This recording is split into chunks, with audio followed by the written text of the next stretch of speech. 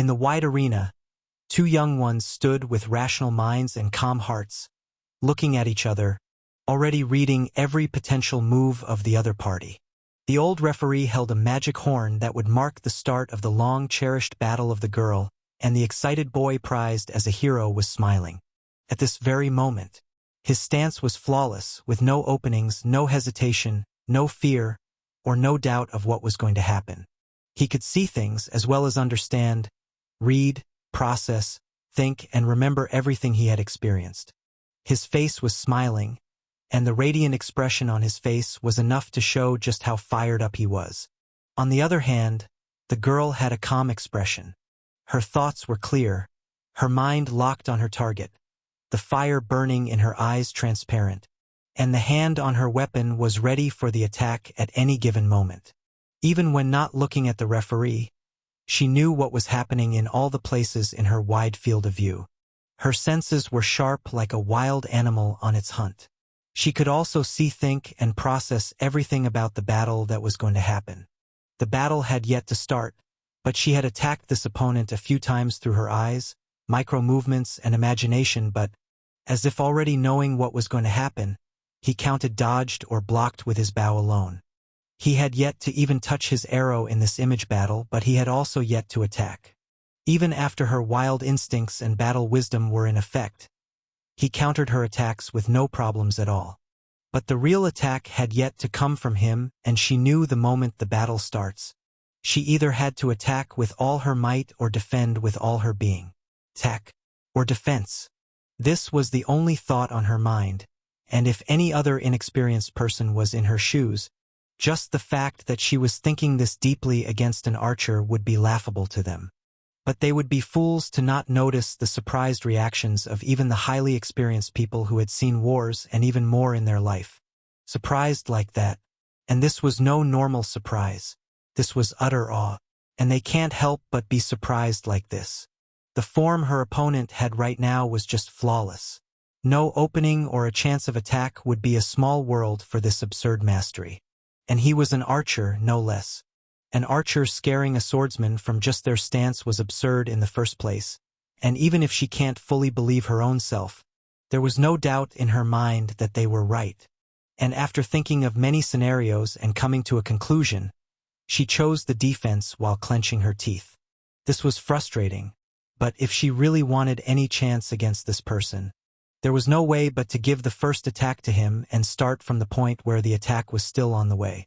She was on her own instincts now, and she had given all the control of this body to her mind. She had one goal this day, and not just this day. She had one goal for her whole life now. She didn't know it before, but after knowing things, after this opponent, her brother had disappeared, got away from them, seeing all the changes made her mind clear. Even in his absence, he was a thread that bound everyone in the family from falling apart, and everyone just knew, even she just knew, that he will come back.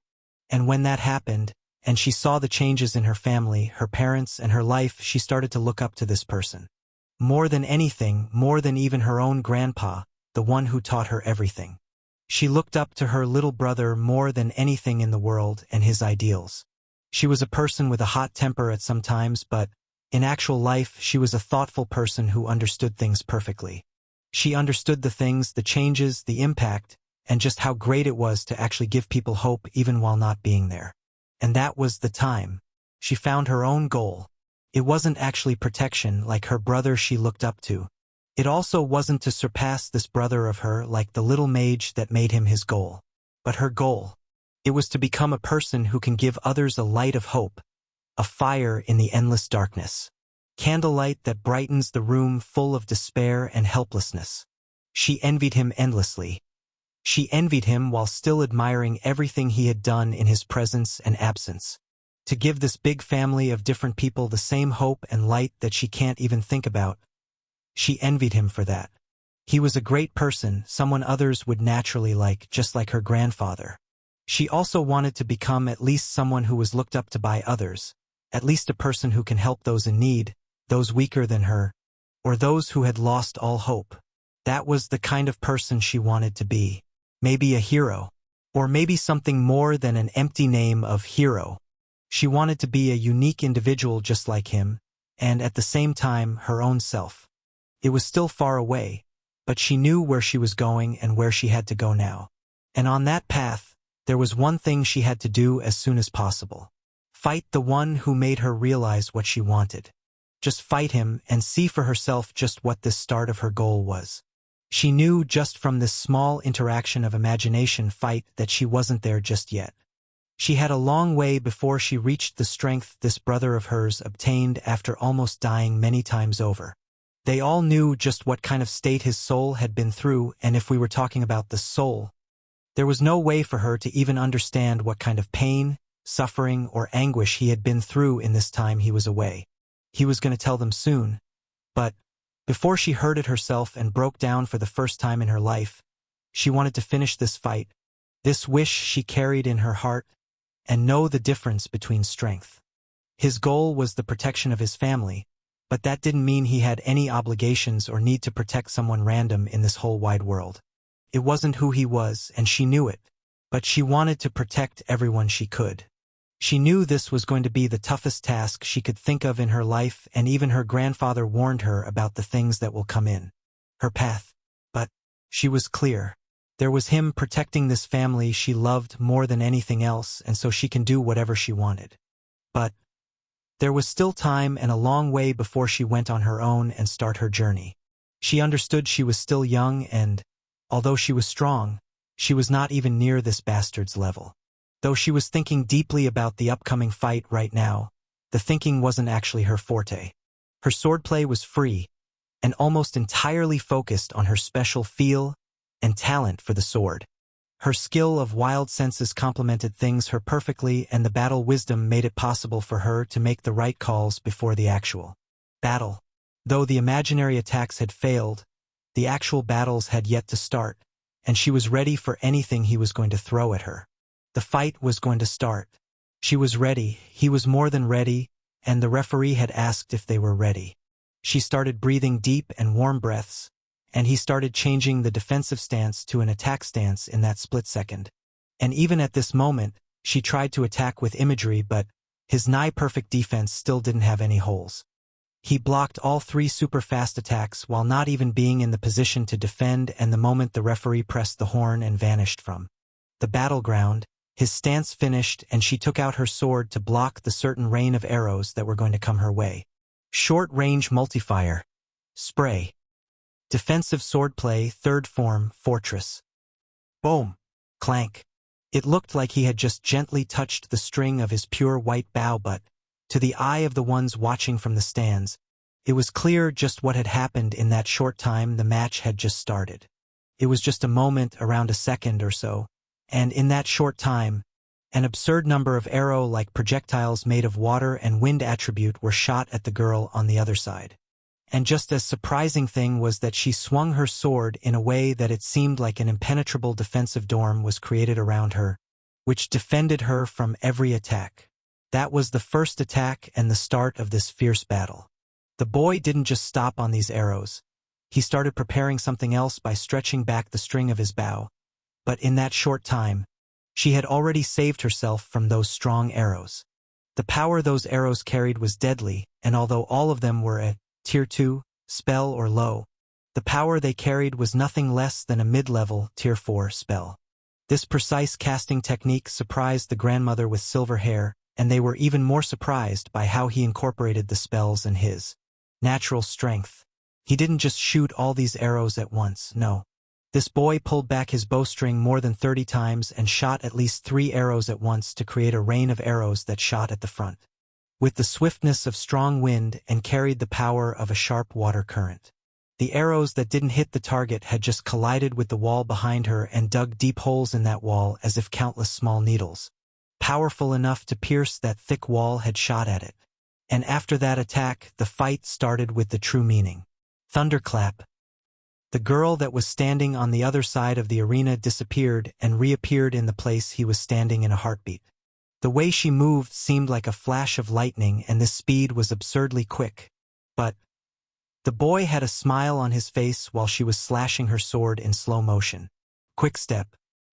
The boy had long predicted this move, and the skill that he triggered the moment his attack finished had kicked in the exact moment the fiery red sword blade was just before his eyes, vanishing from his place and reappearing on the other side of the room where she stood.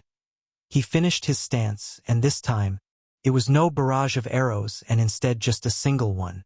Short-range curve chase. In an instant, a colorless arrow of water materialized on his bow, and he curved his entire bow in a diagonal motion while releasing the arrow, and as soon as that finished, his body turned dark and became one with the shadow under him. Though her attack had failed, she didn't think much and stabilized her form, and while his attack was still in preparation, she moved from her place once again and tried to close as much distance as possible. She was going for a zigzag maneuver, but when she used that lightning-fast speed just twice, his body vanished in the shadows and she saw a colorless arrow closing in on her. She had already set a path for the movement, but she had mastered this skill to the extent that she could cancel it midway, and she did just that in the split second she had before the transparent arrow closed in on her. And just when it was before her face, the skill effect kicked in and the zigzag light that was going forward changed the path and became first sidewards and then backward. Her body moved on its own, and she focused some of her attention on finding the opponent that had vanished into the shadows. She had seen this type of skill and she knew they had low duration or some weakness. She scanned the entire arena at the moment she was taking the sidestep at lightning-fast speed, but when she thought she had avoided the arrow from a moment ago, the same arrow changing direction entered her detection. And this was so perfectly in sync with her side path that it was astonishing. Now there was no way she could dodge this one, but she didn't worry about this and just continued the search for the opponent. She knew she was faster than the arrow, and when she successfully reached her turning point in that split second, and the arrow was still midway, she sighed in relief. She was right, but even though she had avoided it once, she sighed a bit too early. The moment the path changed from side to back, the colorless arrow curved weirdly and aimed at her, and this time, its speed increased even more. Her eyes widened in shock at this arrow, and the smooth movements the arrow showed were like a snake chasing its prey. And this time, she had no choice but to block. She could already feel just how much power this arrow was carrying, and, from the fact that it was a mid-level Tier 3 spell, she knew this would hurt more than the rain of arrows. But although she failed to dodge the arrow, she was successful in finding the opponent hiding in the shadows, and she knew he was preparing an even stronger attack. Now, if she just dodged this arrow, it would be her loss, and the opponent would most definitely take this chance and release that big attack. But dodging wasn't the only option, right? Swordplay dance, second form, redirect. She thumped on the ground as soon as she reached the skill location and took a dance position in that distorted state, and spun like a ballerina. A spinning red light appeared from the sword in her hand. Her sword collided with the tip of the arrow at this very moment, and the arrow that had turned twice has changed its direction a third time. But this wasn't on its own. The sword touched the arrow, and with the turn she spun. The arrow moved with her sword, and she threw it at a corner of the arena where a shadow of the light was still. The arrow of water, now redirected by the red sword, moved to the place the opponent was hiding in the shadows, and when he saw this, a smile appeared on his face. Just releasing the spell he had prepared in that short time, he moved his position to another shadow. Though his skill was similar to most common shadow skills, he knew no one here would believe the skill had a long duration of 10 seconds. And in a fight like this where only around a minute had passed, the 10 seconds were more than enough time to do all the stuff needed. The new arrow he shot at the powerful arrow of clear water was an arrow of fire that looked like a thick red rod of light. And when this light collided with the arrow of water, a new explosion shook the whole ground. Boom! He had moved to a safer location, and now he had some time to breathe, as the place he had been before was now pierced by a simple-looking sword that she threw as soon as the arrow was redirected, and she was still in the stance of the fight.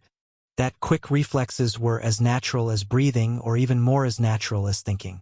She did that entire process in that short time, and now the bright light from the clash of two arrows that covered the whole arena for a moment blinded her eyes. The explosion of two spells was loud, and it actually broke the first weak barrier inside the big barrier covering the arena. The sound of this blast was loud, and this one concluded the first half of their fight. He came out of the shadows and looked at the opponent as soon as the white fog cleared up and the crater created by the explosion started repairing on its own. The crater wasn't deep, but it was as wide as 5 meters. Both of them were coved in sweat just from this minute-long but high-speed fight, and the spells and skills they used were also excessive for the start of the fight. But none of them were tired, and instead, they were smiling at each other. Less than 2 minutes had passed since the start of this spar, and the family on the pavilion couldn't believe their eyes. Both of their performance shocked them, and now that the fight had taken a break, they could actually think of what had just transpired before their eyes. Aside from Anna and a few, almost all knew just what things have happened in that short time, but the old ones, and even in them, the silver-haired grandma and the 2 grandfathers, were more surprised by the boys' performance than the girls. They all were seeing them fighting for the first time, but the boy had surpassed all their expectations. And even more absurd reactions were plastered on the faces of the people on the other side of this family. Holy Mother of Slimes. Oh Lord. Holy shit. What the hell? What just happened? I saw some lights, some clashes, and then that boom. But what just happened? Monsters. And they are what? 12? 13? Like hell they are. Damn people. Is this what you call a prodigy? A genius? And monster? Captain, what just happened? Did you see? Yes, Vice Captain. What just happened? Many voices on the other side of the pavilion asked the woman in dark clothing, and a man with a great sword hanging on his back. The great sword looked special, and the helmet armor of this man with maroon hair was still just staring at the smoke in the middle of the arena. The woman was the same, and they both cannot take their eyes away from the place 2 young ones were fighting. Their eyes were wide, cold sweat covering their backs, and their hearts beating faster than the others can think. It required a greater strength just to perceive what had transpired in that place. And the captain of the assassin squad and vice captain of this main night unit was the only fortunate ones to be present there to witness such great duel. The ones fighting were grandchildren of one of the most respected people throughout the empire and continent. But this fight was on another level in itself. The knight vice captain and assassin were the strongest ones present in this place, and after seeing this match with their own eyes, they knew one thing, which was unbelievable. Still, eyes glued on the arena, they both smiled in helplessness and looked back at their subordinates with a nod. First, the young lady is what we call a miraculous genius who knows her own strengths.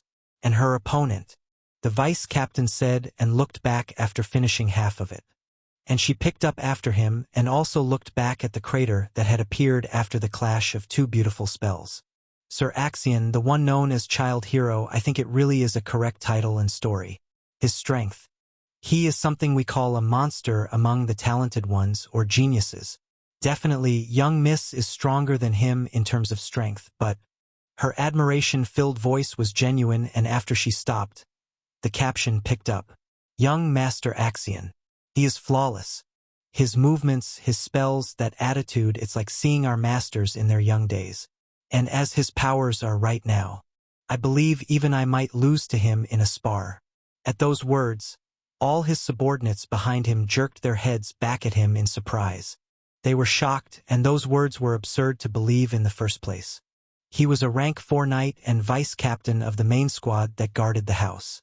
And although there were 3 rank 5 and 1 rank 6 master under the Southern Duke, this main squad was the main one to guard the estate. And everyone here knew their vice captain. He was someone who would reach the rank of an rook in the future years, and if he said that he would lose to a mere child of 12. Just imagining the prowess of this boy was absurd.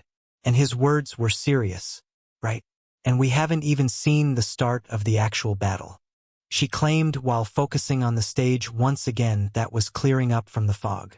The vice captain was the same as he put his hands on the fences of the pavilion and focused on the boy that had come out of the shadows.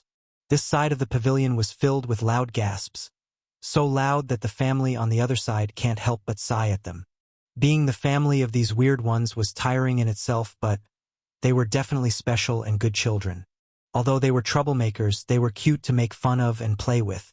The mothers of the 2 fighting in the arena had a helpless expression, and Even though neither of them had seen the things that were happening on the ground, they knew their children were having fun at this moment. The smoke cleared out, and they both were smiling while looking at each other. And mothers were just some helpless spectators. The grandparents were surprised. The little Anna had no idea what was going on. But she was happy because they were happy, and even though Zoe knew everything and more, she was just as happy as Anna on her lap. Raynell had seen everything with her special eyes and the deep astonishment of the fight and the fact that the one on the ground had never used even this much strength against her was eating her warrior's nature. And the young mage boy was anxiously waiting for his turn in excitement, though now hesitant. Not much time had passed and things there were now at a brief pause as the two opponents looked at each other. "You are amazing, big sister," the boy in the arena spoke, gathering all the attention to himself. The girl on the other side smiled at his compliment and nodded. "You bastard. How long are you going to just stand around like that? Am I not even worthy enough to see the true strength of my little brother?" Her voice was filled with ridicule, but it was stern. She was just as serious as she had been, and even at this moment. She had tried to attack him in imagery, but this bastard was just as much on guard. He smiled with delight as if she had passed something like a test, and now he was really serious. His eyes changed, and the whole atmosphere around him also changed, but she and the old ones were the only ones who felt it. Not even the captains on the other side could feel this sudden heavy pressure oozing out of him. A delighted smile appeared on her pretty face as she felt this pressure, and similar to him, she also started exuding a heavy pressure, but this one. The two captains on the other side of the stands could feel this sudden change. And this one told them the fight was about to start. The actual fight that will mark the second half of this spar. "It's going to be fun, isn't it?" she asked with a genuine face filled with excitement and hope as she tightened her grip around her sword. And he nodded without hesitation. "It will be a blast." And from blast, I mean real blast, a smirk appeared on his face, and he had made his move. And she was ready to receive this one, so she backstepped with her lightning-fast skill, and the spot she stood on was blown up with an ear-shaking explosion. The old ones even more surprised by this calculated surprise trap. It took not only a sharp mind but also a deep understanding of the opponent and the whole surrounding the fight was going on to pull off something like that. Just the amount of foresight to predict the movements of a wild beast, a hunter, to this extent. This made them speechless. Not anyone can do it this well, and they understood it.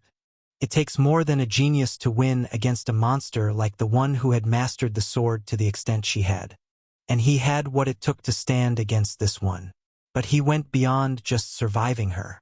The survival instincts that he had honed in the Great Forest and the Dark Forest were beyond human comprehension, and they can see this just in his simple reactions. He dodged as naturally as thinking. He predicted almost as if seeing the future, and he saw through the opponent like it was nothing. Not only that, his mana regeneration was something that was surprising to the ones that could actually understand what kind of complex magic he was using. It wasn't simply fast. It was absurd. No normal artifact could do that, and that wasn't all.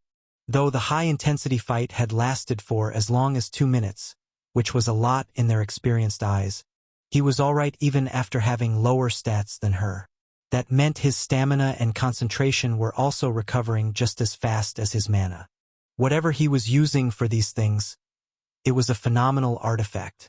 The beautiful spells he was using had already shocked them, but he was amazing in true meaning. As well as the one fighting against this boy just as easily. A wild animal on the hunt, a burning desire to defeat, and the joy of the moment. She was enjoying this just like him, and they were happy if these children were having fun. The sudden explosion trap had surprised them, but she had felt it coming.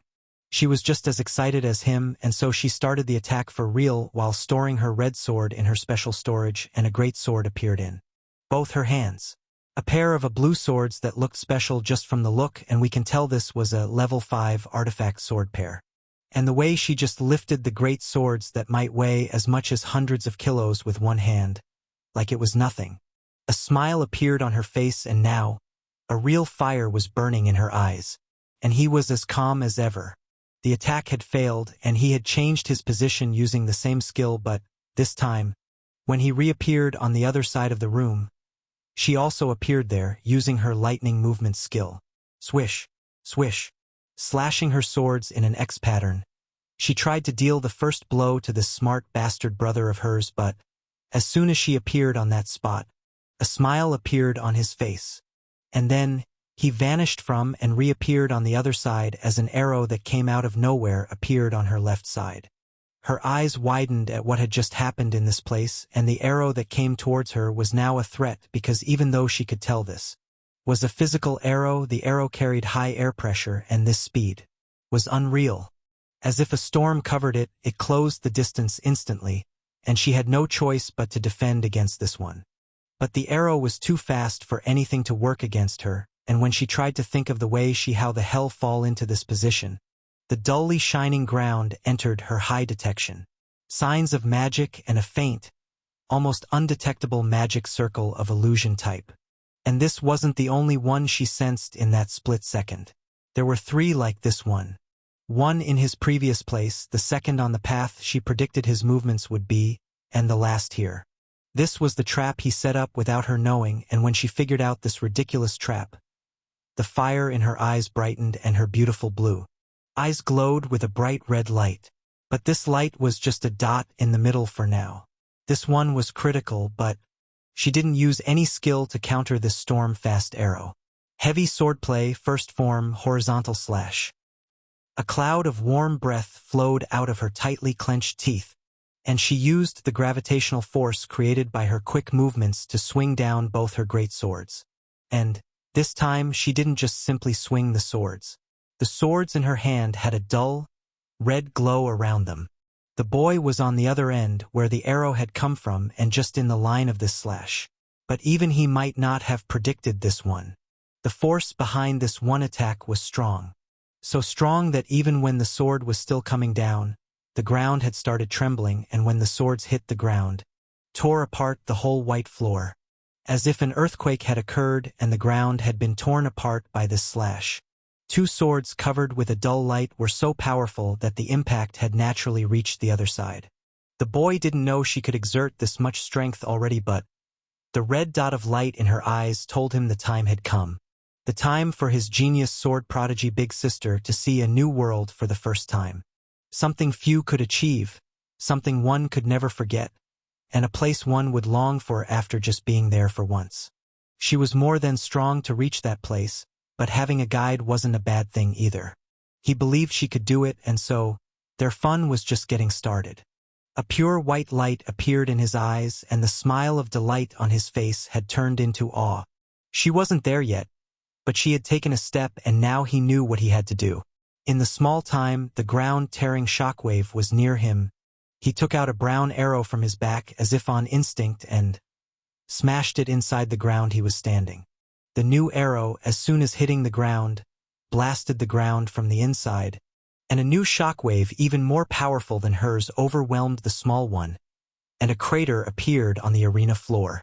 Meanwhile, she had vanished from her place, and now he wasn't even looking at the place she was before.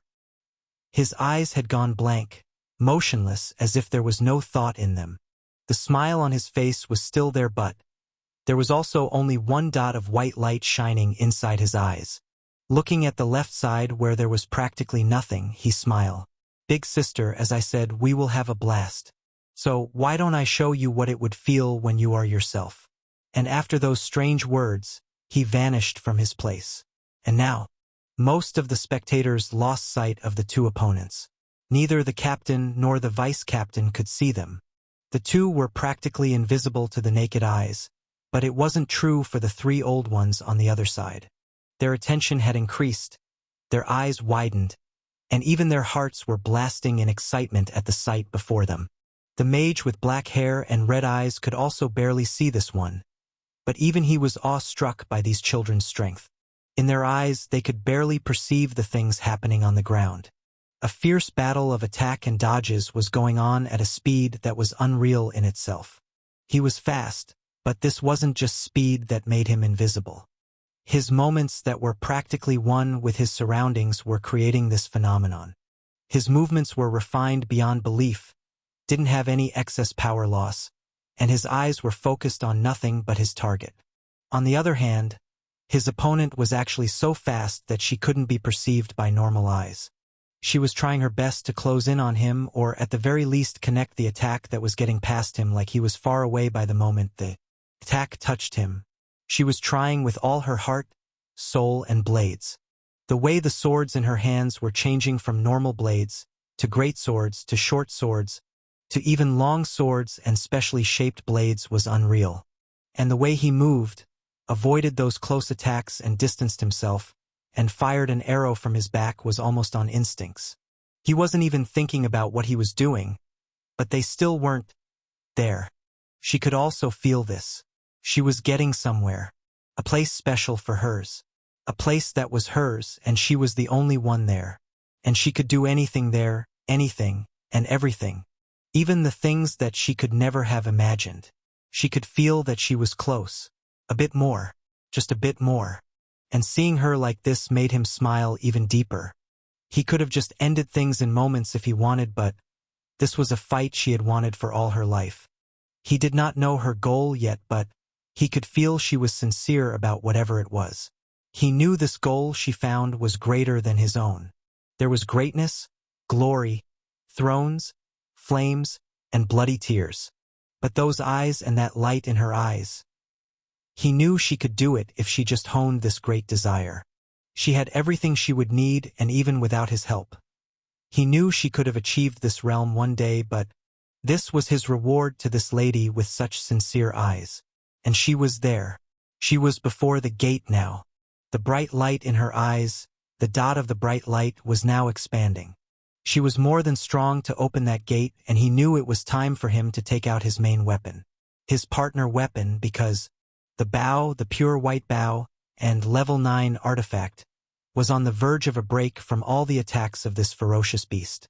He was doing that, and the only ones who knew what was happening couldn't help but gasp in administration, awe, and disbelief. He is really doing that, isn't he? The grandma with silver hair asked with her eyes glued on the stage and a twitching smile that found this scene absurd. He definitely is doing it. Her husband, the old man with violent hair, answered with a similar twitching smile. To think he would push her into zone on their first fight. Just being able to do this is unbelievable. Then again, maybe it's possible because it is her. The old man with short blonde hair and a fine beard exclaimed in awe while shaking his head. His ocean blue eyes were shining, and as he held the hand of his wife, who was watching all this with them, she couldn't help her surprise. She couldn't see all that chaos happening down there, but she understood everything just by this hand that clenched, loosed, and shook on unique moments. And the girl sitting with the two young ladies couldn't help her ridicule-filled smile. That bastard. He never fought with me like that. The girl with short purple hair complained while watching the stage with her eyes shining with a pink light, but there was a pleased smirk on her face. But the old man's words made a greater impact on the rest of the family watching this. Or not even being able to perceive this fight. The two moms watching this whole thing turned towards him with a sudden horrified expression and shouted at once, What did you just say, father?" The horrified look on the two mothers' faces was harsh, and their grave voice that begged the grandfather to say what he said was false, but they heard it right. "That's what's going on down there, dear. But do not worry. It is okay." "How is it okay?" The boy's mother shouted with wide eyes, and a sudden pressure engulfed the whole pavilion. The people watching this on the other side started falling unconscious just from the sudden force, and, as if someone had suddenly hit them in the gut, the captain and vice-captain fell to the ground. The enraged mother wanted answers to this absurd situation, and her father and the grandfather of the ones fighting down there couldn't help but answer helplessly to this poor daughter. "Null, you also know it, so don't overreact. Think deeply about what an zone actually is." He smiled at her and patted her head while still standing in his place. His touch was special, and this calm, cool, soothing feeling managed to calm this daughter down. She was meeting her son after a long 6 years, and this was the first time in all her life that she was seeing her son fight against an opponent. She knew he was now far stronger than many present here, but it was still unbelievable that this son of hers, a boy who had yet to celebrate his 12th birthday, could do something even some masters like her father could achieve after long tough situations. Zone. A special condition where an individual can exert nearly 100% of their potential. And this was not just about their physical limitations. He, the one experiencing this condition, becomes hyper-perspective in true meaning. They can perceive everything, even a fly in the deep corner of their territory. They can think twice or even faster, calculate situations in no time at all, and achieve the state of becoming one with their mind. While being in this state, they don't have to think. There would be no need to think because the body would work on its own to complete the needed task. Mind, the most complex part of any intelligent creature, works faster and even better, resulting in greater natural strength enhancements. This state of mind, though powerful, is a very rare thing. However strong one is, there are certain conditions one had to fulfill to enter this state which can elevate the natural strengths of the individuals. A Tier 4 mage can easily perform Tier 5 spells. A Rank 3 knight can exert strength far surpassing their rank. Or even a musician can play songs that defy logic. But for that, one has to have a certain amount of strength and understanding of their body. Instincts that surpass basic human responses. A suitable physical body that can handle all the rush from the mind, and the most important factor that defines if one will actually enter this state.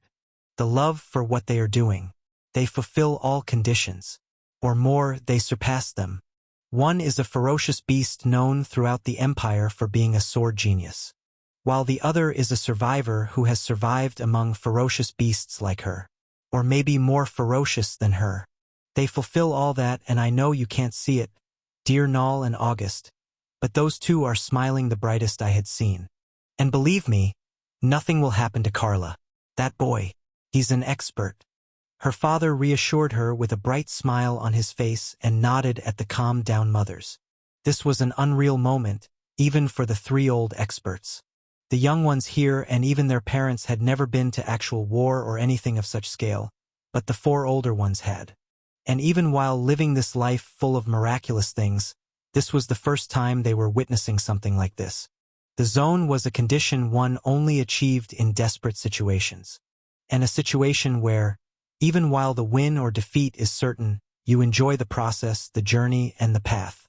Or, you would need a situation where you just want to live from an impossible enemy.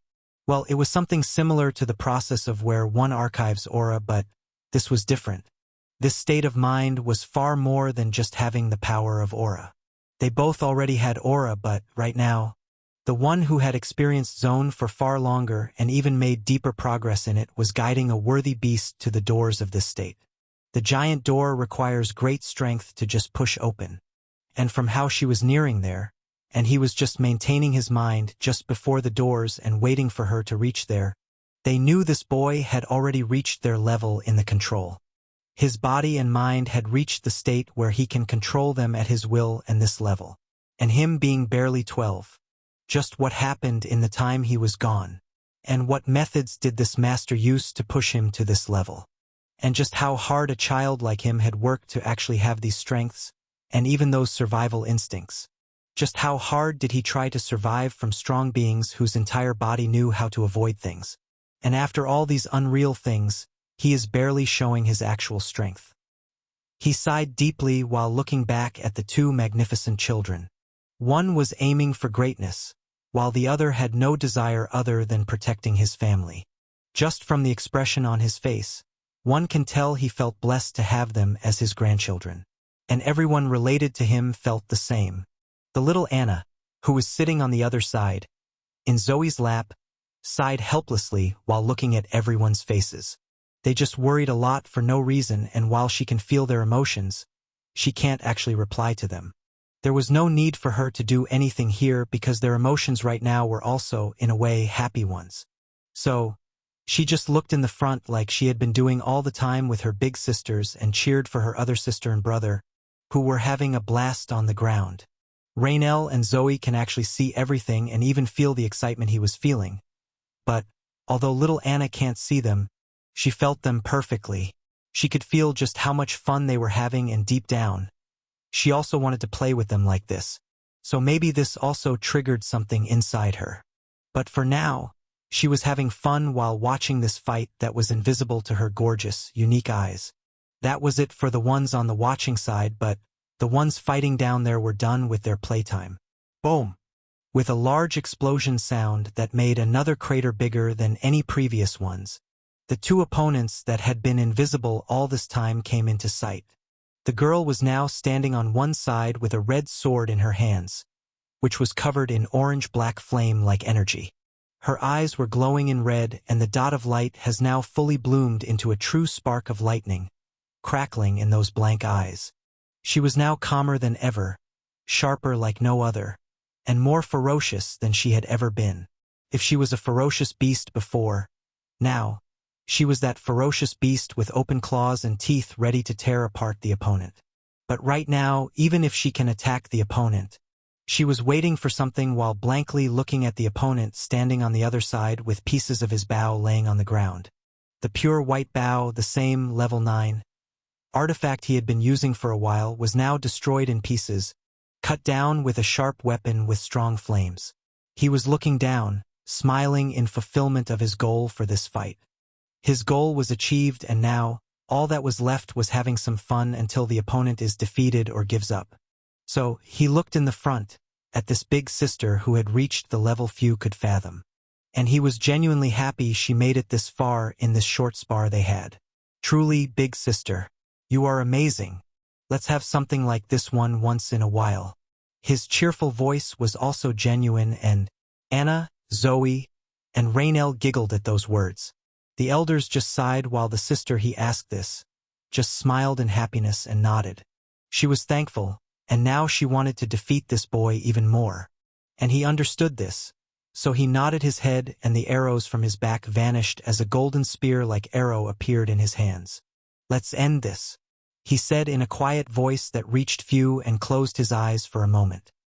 His new weapon surprised everyone other than Raynell, who had faced it, but even more surprising thing was something every one of them was seeing for the first time. The gorgeous aura that covered the weapon and burned more fiercely than even hers. But unlike the one carrying courage and sincerity like hers, this one was special in itself. Aura, a natural energy born from one's subconscious mind. Every aura varies from person to person, and there are countless types to an aura. Just like how every being has its separate mentality, goals, beliefs, ideals, and such, every aura has separate characteristics that show just what kind of person they are. Although we can't guess everything about the person from their aura, we can guess some things at the very least from the characteristics. Like the form of aura. Is it dense? Is it burning? Or is it fluid? Maybe gaseous or wild like a wind? Is it like melted metal? Or just plain aura gained from normal training or without knowing? There are many who reach rank 3 and achieve the aura, but not that many that we could see everywhere. A handful of strong can achieve aura, and a handful of them have a deeper characteristic. An aura is mostly an energy form, just like mana. But the rare ones have special characteristics comparable to a burning fire, a sea current, a whirlwind, or a melted metal. The grandfather with blonde hair and deep blue eyes had the aura characteristics of water waves. Sometimes calm, sometimes dangerous. The grandpa with violet hair had aura characteristics of a strong wind. Sharp, strong, and dangerous. The girl sitting with two little ones had a special aura characteristic of the denser fluid like blood. And they both fighting down there had a characteristic of burning fire. But, although every one of these people possessing aura had a special characteristic, there was one thing all except one had different. When was the last time we saw this kind, Brother Zahavi? The grandpa with violet hair asked with a warm, nostalgic look, as he looked down at the arena. 21 years, Moth. 21 years. And that great person, from what I know, trained until he was 30 to awaken this kind. He answered with the same nostalgic look in his eyes. This one, however, also had true respect and happiness in them. On the other hand, the grandma with silver hair couldn't help but smile helplessly. And he has yet to complete 12. Just how many surprises is he going to give us today? But just thinking about things he might have gone through to gain these strengths. Even I can't imagine those things. Her voice was grave at the end, and she meant every word with pain in them. Not many heard their practically inaudible voices, but the three young ladies on the side saw, felt, and heard it clearly. The little Anna had stars in her eyes as she looked at the gorgeous aura of her big brother. Zoe already knew about them, so she just sighed at this gorgeous sight. And the alluring girl can't take away her eyes from this sight. Aside from the three older ones, only she knew what they were looking at, and even though this was her first time seeing this, she couldn't help but admire it. There were many types and characteristics of a person's aura, but there were two kinds of aura in this world. The first one that everyone possessed but had no idea of it, the aura with dark impurities. Everyone in this room who possessed aura, even she herself had this kind. When one awakens aura, the aura they have is unpolished, filled with impurities of the body, mind, and soul. As time passes, one purifies this energy, gains deeper control of it, and increases the mastery. You get strong and climb the steps of being in pawn of rank 3. People mostly awaken this kind of aura by a natural understanding of weapons, in dangerous situations, or just with time and some talent. But there is another kind, different from this one, and only a select few actually know about this. An aura that is born after countless trials and training, requiring not only a deep understanding of the weapon but also countless life and death experiences. The understanding of one's body, mind, and soul as well as the energy named aura required to achieve this aura is absurd. But it doesn't end there. In the first place, ones with monstrous talents in a particular thing can achieve this, but it asks for more than just that. One needs something most important few could ever practically possess. A mad love for whatever they do. It was difficult to explain and even more difficult to actually understand what this meant, but this was it. Even someone like her, someone who had lived the longest in this place, had never seen this kind of aura. The aura with white purity. The awakening of this kind required a long time, and one had to just keep doing whatever they loved with the greatest passion without actually caring about the results. This was the only way to get this kind for those who qualified. And in the end, no one could actually know if they will awaken this kind. So, thinking too much about this was not worth it at all. Admiring the beauty of this spectacle was enough for their hearts. This was his aura, the one who had lived, burning more fiercely than hers.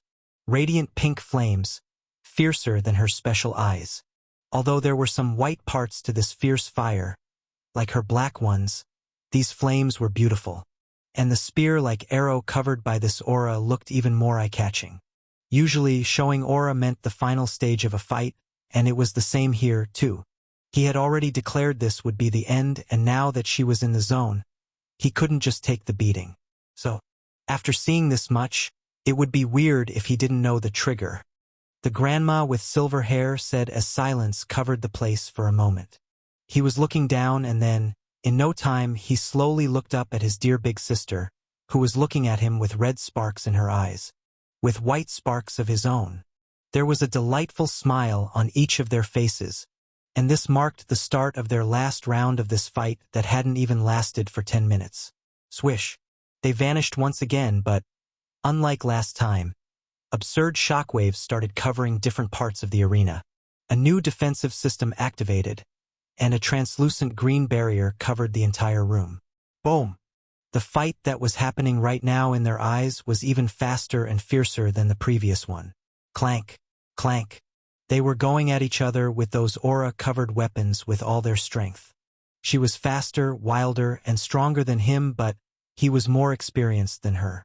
In terms of real fighting, zone, aura, or weapon use, he was unparalleled. He was using his spear right now, which was covered by his bright aura, but whenever he attacked, even their eyes only saw a ray of pink light. He used the arrow like a reaper, thrusting, slashing, and redirecting her sword filled with deep power.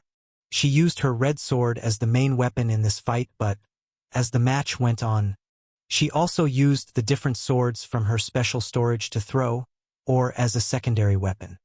Her aura burned everything other than his sword, and from the ground to even some of the internal barriers had been destroyed in this 3-minute fight. Many swords were now shoved into the ground and some even pierced the translucent inner barrier and just rested there. The way this arena with auto-repair magic had become a grave of swords was a sight to behold for them, but right now, only the family was watching this fight. The ones on the other side had moved their subordinates, who had fainted a while ago, outside, and even the captains knew this would be dangerous to observe for more. They had seen more than enough, so there was no need for them to risk anything. Boom! And the last stage of the fight, after a whole 3 minutes that might have felt like 3 hours to them, came to a certain end with yet another enormous explosion. "She is amazing," Zoe said in my mind while I was fighting my dear sister during her first zone. And Zoe had just said the words in my mouth. Clank. "She definitely is," I replied with a genuine smile and blocked her sword slash.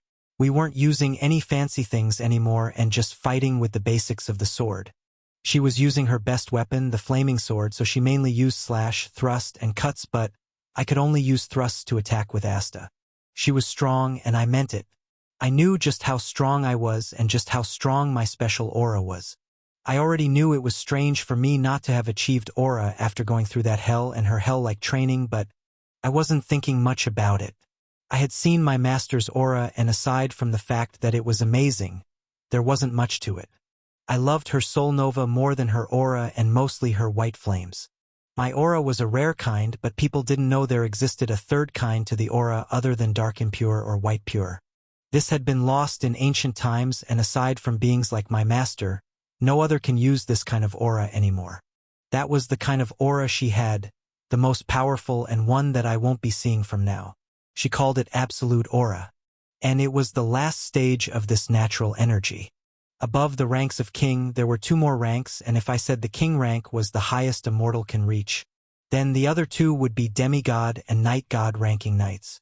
Well, anyway, I had this special kind of aura, and she was still facing me for the last 3 minutes.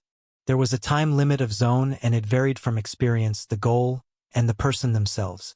And as this was her first time in this state, any more than 3 minutes was too much for her. Not that she was weak or anything, but overexerting more than we had already done was pointless. I was using a pseudo-divine artifact covered in an aura far fiercer than her own. And even though her aura focused on power and burning, when it clashed with mine that was focused on defense and destruction, just the impact was enough to cause internal injuries. And even after her strengthening skill, I knew she was just giving her all at this moment. Well, we both were enjoying this one, and the smile on her face was enough for me. And I knew if I don't end this one now, she will just push herself unnecessarily. This was just a spar, after all. We can do this some other time if we wanted. And if things continued as they were, her precious sword would just break from my aura attack. So, looking into her eyes and smiling while moving back, I nodded, and she knew this was the end of the fight. And she wasn't just going to give me this victory without doing all she could. So, she also moved back, and we both gathered more aura at the edges of our weapons. Tanking positions, we prepared for the last attacks of this lifelong awaited spar. Arrow fencing, final thrust. Last swordplay, third stance, 1 strike. Both our bodies shot forward with the weapons shining fiercely in our hands. Stretching my hand back, gathering my strength. When the distance between us was perfect, I thrust my weapon forward. She was the same, and she had moved the red sword in the form of a slash, and when I thrust forward, she slashed her blade. There was still that smile on our faces, and this battle had been amazing. 2 weapons collided, and an explosion shook the last remaining green barrier from its impact. Boom! Swish! Crash! And after the blast, both our bodies were thrown back as we both crashed at the end of the stage on the walls. The parents in the pavilion stood up with fear-filled eyes as they heard this and even tried to come down. But, thankfully, our grandparents stopped them and said it was fine. And we were fine. No need to worry at the very least. The smoke covered up, and now we were visible, plastered on the walls. Gathering my strength and managing to stand up, I took out the red potion and gulped it down. The strength I lost started returning, and the wounds covering my body despite the protection gear started healing in an instant. She, on the other hand, had less strength, and although she was fine, She can't get up from the place she had fallen. Her blade was resting beside her, and although her clothes were fine, she was also covered in wounds. Well, this was a spar, but we got overexcited for no reason. But, well, there was a smile on her face as she thought about what things had just happened. This was an amazing fight, even for me, and she was a strong opponent. Quick step. Appearing on the other side of the arena, I also lay down beside her after putting a lime green potion between us. What's this? She asked while still looking at the barrier ceiling that they almost destroyed during this fight. They both were laying down like this, but the entire stadium, from the ground to half of the defensive magic system, had been obliterated. Not that it was a problem, but the countless blades covering the entire ground seemed like the graveyard of swords. Well, they can be collected later. An advanced potion made by yours truly. Try it. Tastes good. I answered, just looking up like her. Anna had enjoyed this fight dearly, and I could see just how overjoyed she was right now with my third eye. Zoe was also having fun with that little one, and Rain. I wasn't watching her particularly, but from the way she was sighing with that excited smile and worried eyes, strangely looked cute. Mom and her mom, my beautiful first aunt, were sighing in relief, and our dad was patting their backs to calm their hearts. Alf also had admiration-filled eyes, but he wasn't as excited as he had been in the dining room. Quite a normal reaction. The old group was looking down at us with a helpless smile. At some distance, Grandpa Jean was starting the collection of all the blades on the ground. The long battle had ended quickly, and things were now okay. Well, we all knew who won, so there was no need to think too much. This actually is good. She exclaimed with delight at the special potion, and her wounds started healing as her strength would be back in a moment. You are amazing, Carla. I would definitely lose to you in a physical fight, I said in a genuine voice, and she shook her head with a smile at those words. You bastard. I know you didn't even go all out in your physical strength. You even barely used any magic, too. You are this good in all these things, and even then, you say I can defeat you. You are amazing, little Ian. And thanks for this amazing fight. I had a blast. Her voice was cheerful now, just like how it had always been. Yes, this was the Carla I knew. Me too. That was an amazing spar, he giggling in a low voice as I got back up and looked at the lazy sister, who didn't want to get up. I asked if she had any plans to get up, but she just smirked at me and just stayed there. Well, we can't help it then. I smirked back and snapped my finger. Her body floated without her will, and she started floating. Hey, put me down, you bastard, she shouted, and I chucked on her flabbergasted face. She was cute too. Yes. Putting her back on her feet, she now stood before me. There was anger in those blue eyes from this sudden prank, but she just sighed and extended her hand for a handshake. Accepting this handshake with honor, I nodded at her. Had to use 60% of my physical strength, far more for what I needed for a creature of almost blue rank. Thanks, big sister. I mean it when I say you are amazingly strong, and you will definitely surpass me with sword and strength. She also agreed with this one and shook my hand with joy and respect. I will surpass you and even Grandpa one day. Just look forward to it. And this was just the first spar. Let's do something like this regularly when we have time. I nodded in agreement and took back my hand. Definitely. I am honored to have someone so great as a sparring partner. This was fun, so... I almost forgot. Suddenly remembering something and called out my white crack and took out something I promised before this fight. Take this. Try feeling him. Passing her the great sword with both my hands, I looked as she just accepted it with one hand. Holy oceans. Ian, where the hell did you get your hands on such treasure? She asked as she accepted the great sword and caressed its blade with her other hand. A magnificent sword from our weaponry that Grandma herself created. A silver blade with an ocean blue body decorated with the hard scales of an aquatic creature and with a sharp tail at the end of the handle. The whole great sword gave off a cool feeling, and, as soon as she held this marvelous sword, her eyes widened in surprise. A partner weapon is something anyone would just know belongs to you and you alone. From the moment you touch it, you will know how strong it is, its limitations to many other things about it. When I first held Asta or Rana, I just knew. They were it. I just knew they were the ones for me. And for someone like me, who was just a normal archer and nothing more, just one perfect weapon was more than enough. But, for Carla, who had the affinity and talent for all kinds of swords or blades, I knew just one perfect weapon won't suffice. She was strong, and this wasn't the only sword I had that would be perfect for her. But this was the only sword I can give her at this moment. The weapon my master made, the special ones, are powerful beyond normal measurements. And just from looking at this one, I could tell that if I took out higher level ones, they would be just too much for her. 3 eyes.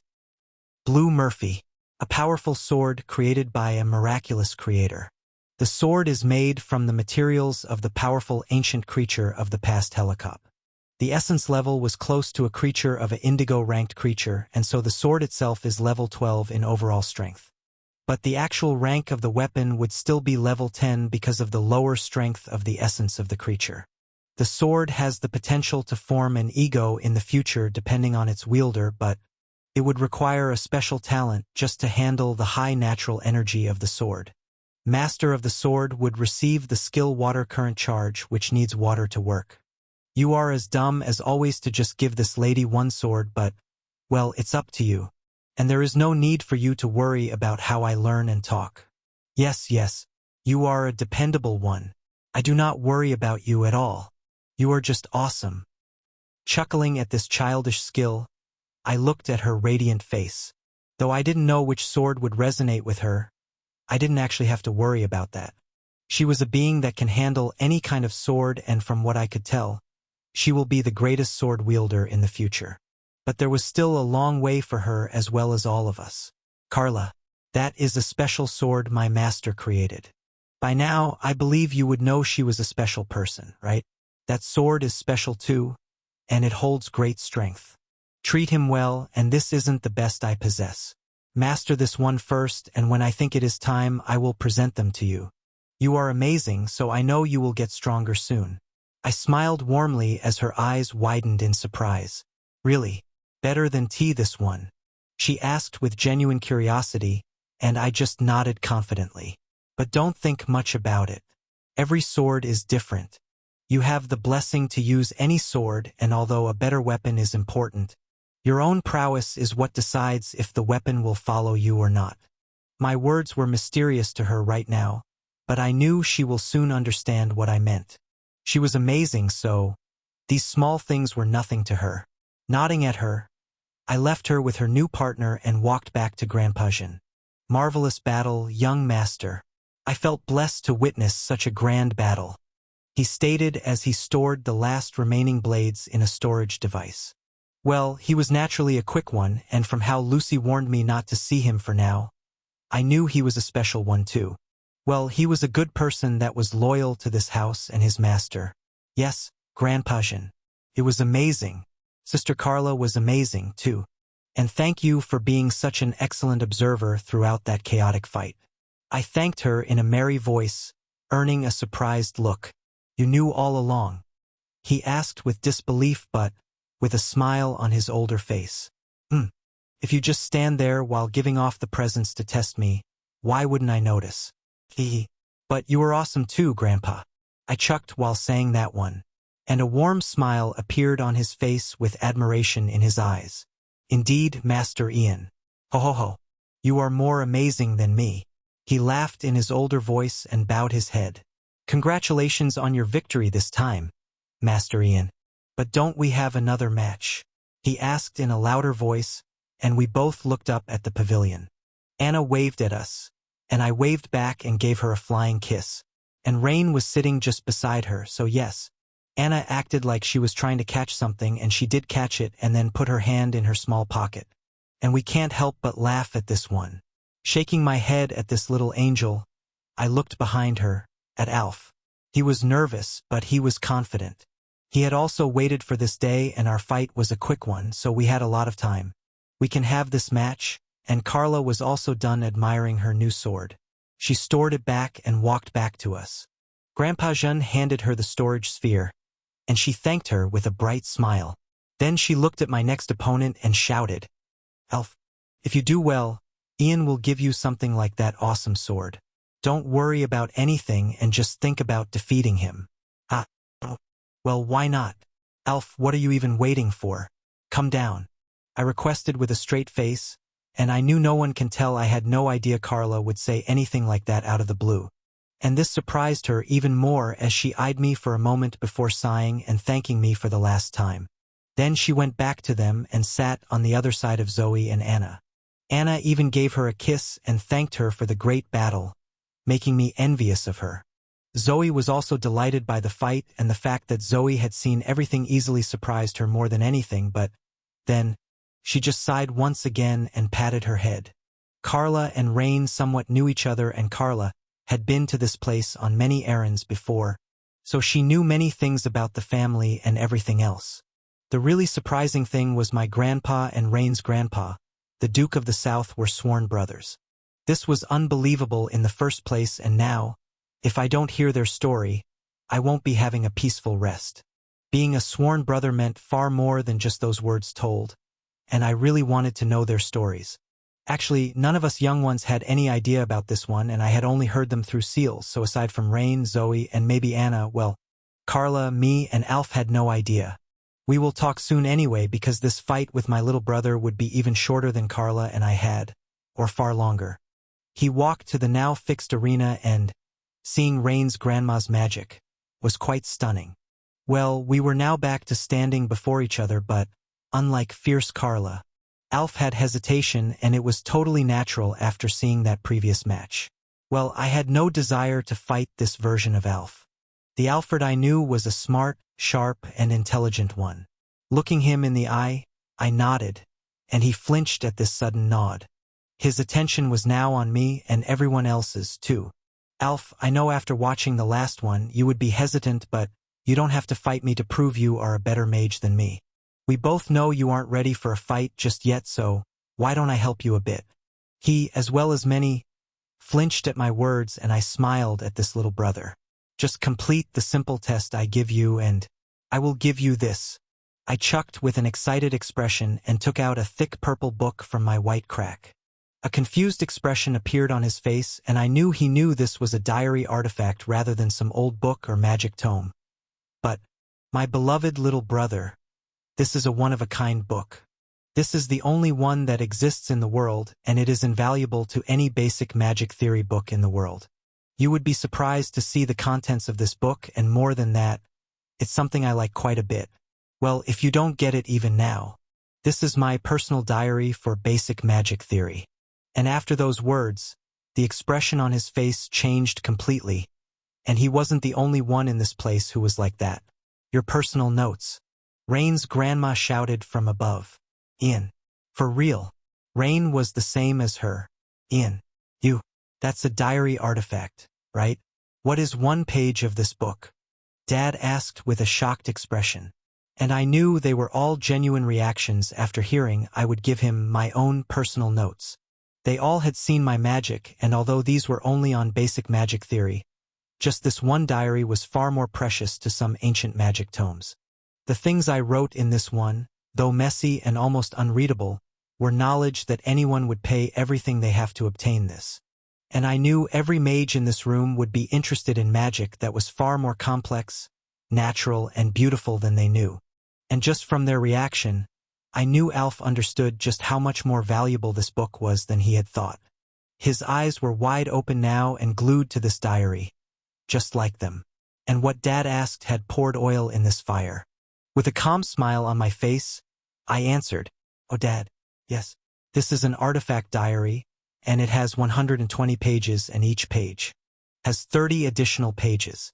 And there is also a neat and clean summary at the end of each spell, theory, or magic." Well, I was pretty good with the summary, and I knew if they cannot read the main thing, which they most definitely won't, the last ones will be quite readable. Then that book has 3,600 pages. Dad asked in a shuddering voice, and I just simply nodded at him. And I will give this one to Alf. So, feel free to borrow it from him. My words made them really surprised, but the one most surprised here was Alf, as the gazes that were on me were now directed at him. and just being under the gaze of these strong mages was more than enough for him to clear his mind and return to the confident look. It was up to me if I give this away or not. I remembered everything written in them, so I actually had no need for them, but I still made a lot of notes. And from a lot, I meant a lot. I had notes for everything I studied. From magic, physical practice, close combat, general knowledge, language, runes, and even a notebook collection of some of the wonderful novel summaries and some excellent descriptions. Well, I had many, and at this very moment, I was offering one of my earliest ones. And I could just store it back into the white crack if Alf failed, so now he had to win no matter what. After all, a mage's personal notes were almost a part of their lives. Not many could just give them away, but they knew I was different. At least, Dad knew, so he was now overjoyed by the fact that he can see a part of my life as a mage. And the things in this one were quite interesting if I said so myself. All the spells and theories, and even some of the magic that they all will find new. Well, I was stern when I said test, so if he doesn't pass, they can actually just say goodbye to these precious notes. But as I looked into his confident, fired-up eyes, I knew he would be all right. So, Alf, are you ready for this one? Now everyone has quite a lot of expectations, and it's up to you to see things through. And I mean it when I say this one is a special chance, and if you fail this one, these notes would be. I warned with a calm smile on my face that expressed everything I needed to tell. I even smiled at them, telling them what I said were actual words. They could never actually get the thing that was in my storage skill, much less something that was in my origin storage skill, and they knew it. So it was all up to this poor little boy. Young Alfred. Good luck. Rain's grandma shouted with a smile that looked so clean that it even sent shivers down my spine. Oh people. He was a little boy, for nature's sake. At least keep that deep desire under control like Rain. Even Alf's dad was interested in those notes. What surprised me, even my first uncle was interested in them. Ah, yes. He wants this as much as her grandma. He's a magic engineer after all. And he will definitely like the theories in this one. I had a diary on magic engineering too, but it is probably too much for now. Maybe when fate allows it, he will have the chance to have that one. Rain's dad wasn't that interested, but he did want to have a look at this. Well, I wasn't that good at playing musical instruments, but I knew a lot about the music itself because Grandma and I both loved it. There was a floor with musical instruments and things related to music back at the tower, but we rarely went there. And she would be the one to mostly play those things. And she was divine in music, too. Master. Oh, Master. Shaking my head and looking at Rain, who was keeping herself under control, I asked with my eyes, "You want this?" She actually was jumping in eagerness, and I could see that in her eyes, but she had pretty good control. "You know that already, you bastard. Oh, if you are going to give me." But before she can even finish her question filled with anticipation, I shook my head and poured cold water on those restless eyes. I could feel her concentrated anger directed at me after this one, and the rare blush on her face. I really liked seeing this one for some reason. So, well, my teasing worked, and this one didn't escape the older eyes, but thankfully they ignored it. Maybe. I said just that much and looked back at the fired-up elf. "Ready?" I asked with a confident smile, and he nodded with a fire in his eyes. This little brother of mine was good, and after having that much wonderful skill and all, I knew he would be fine. 3 eyes. Name Alfred Bell. Age 11. Race human. Strength 75. Dexterity 79. Stamina 102. Magic power 126. Intelligence 122. Luck 57. Charm 54. Skill High Link, Meve Eyes, Greater Mana Enhancement, Parallel Calculations, Elemental Detection, Blink, True Magic, Magic Decoder. The boy is special, and his unique skill allows him to use his mind to a greater length and more. This high link can be used in multiple ways, but the use would solely depend on him. His second innate skill that centers around intoxication, which is not much use to his main magic style, but it is strong. This boy is pure, a good soul, so don't try to corrupt him. even though it would be inevitable. His potential as a mage is exceptional, and with the proper time he will be a great person. Well, he's a mage and I don't know what you are talking about. I'm a little pure soul too, you know. My skill was funny sometimes. What would I do to my beloved little brother? Shaking my head at this and confusing the examinee Alf, I sighed and snapped my finger as a magic barrier covered us. And this magic barrier earned gasps from all who can see it. There were different kinds of magic and different races used their unique techniques to make their special types of magic. Like humans had a greater will and natural talents for anything there was, but their greatest weapons were the wills they honed through their time of survival in this world. Humans had the strongest hunger for survival, so they pushed through the truly strong, special, and blessed beings and became one of the dominant races of the world. They learned the magic of other races, then made their own magic based on the things they learned, and in many aspects, they even surpassed the ones they took inspiration from. But sometimes the original stood strong as something that can't be replicated, learned, or surpassed. In that, some magic of elven and dwarven races was one of their kind and unique to their races. One would require a great understanding of that particular magic and a powerful build similar to their race just to cast those spells. But the things would be different when one can actually understand those things outside of human comprehension. Then, they would be able to cast the magic unique to those races with a human mind and physique. And I had that ability to understand those weird things and their magic, so I can actually use those magic of different races. Or more precisely, script that magic into my mind. But even if I could do that, I can't help but admire the uniqueness of the different races.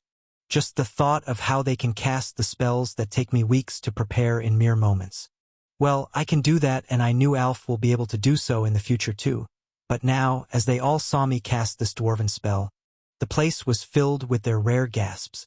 The mage grandma, Rain, Dad, Alf, his dad, and even her dad, who can see the special spell, was speechless as they looked at this brown barrier and Tier 3 dwarven spell, Kaif Frademe. Their mouth was left open because every one of them recognized the special structure of this spell, and I was the one to cast this. Everyone knows this spell. So, well, the test is too easy, right? Just break the barrier and the book is yours.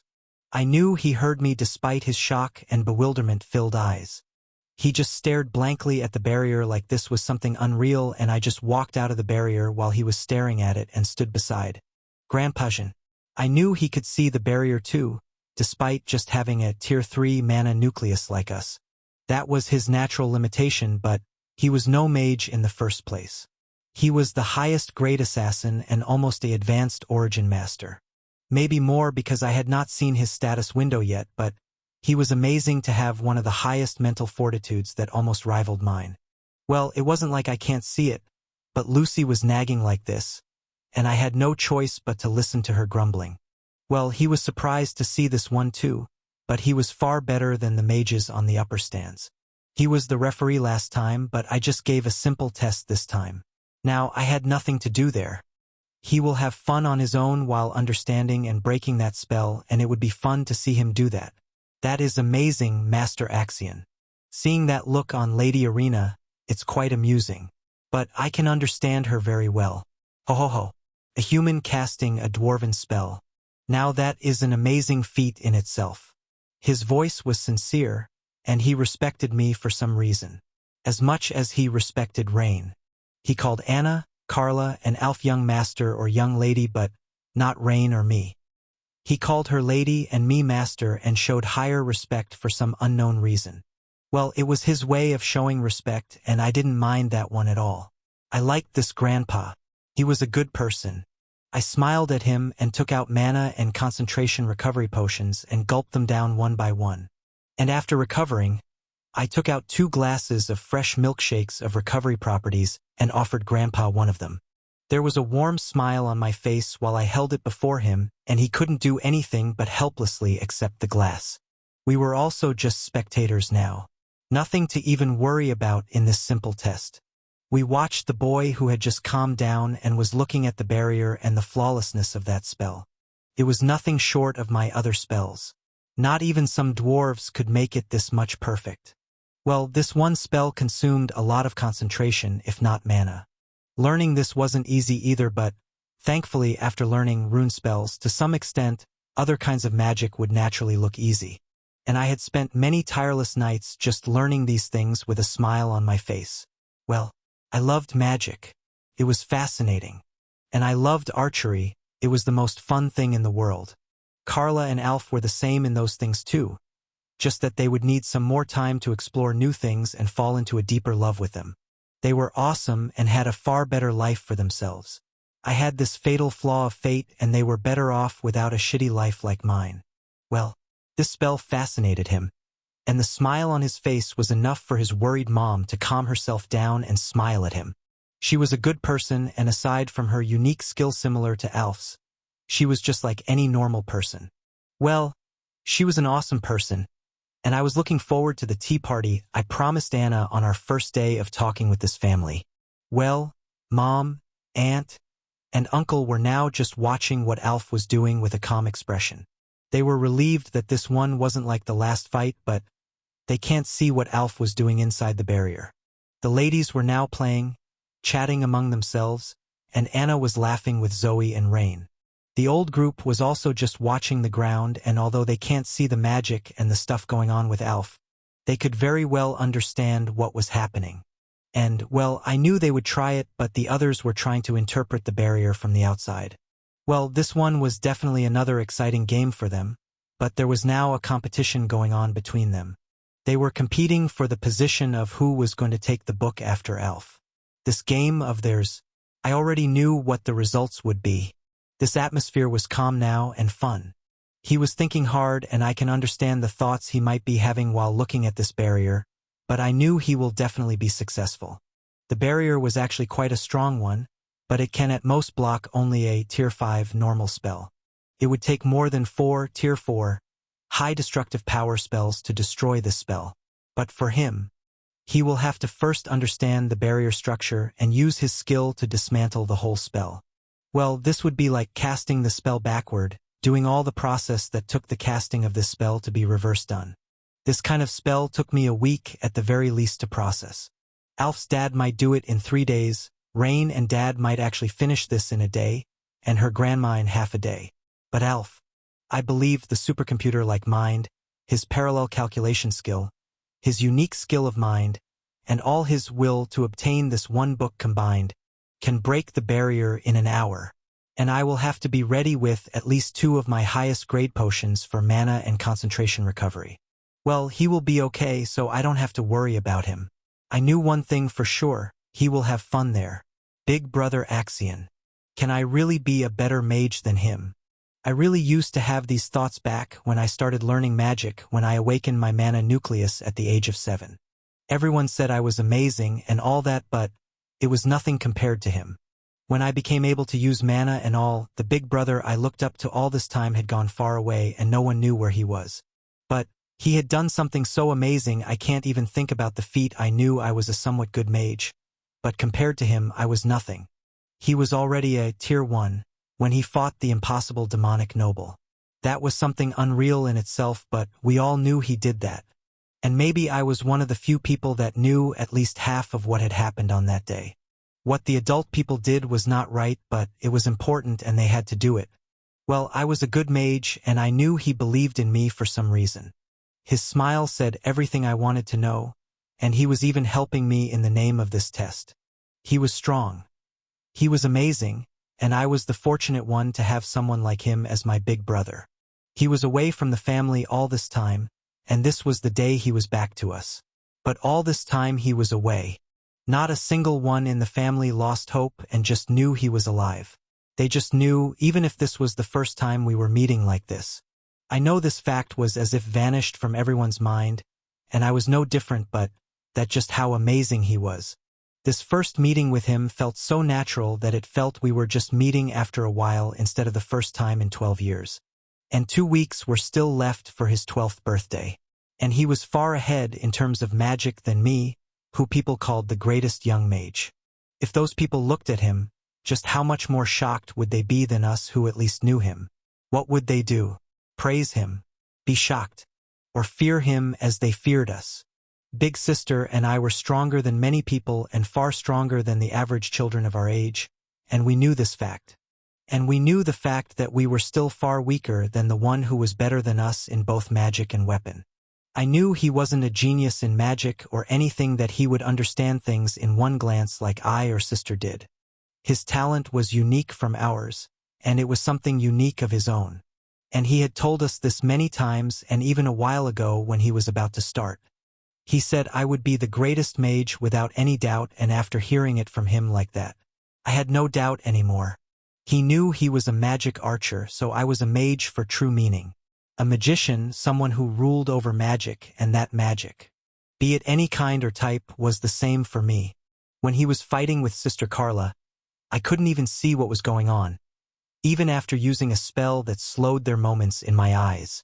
And, ironically, I made that spell on the spot.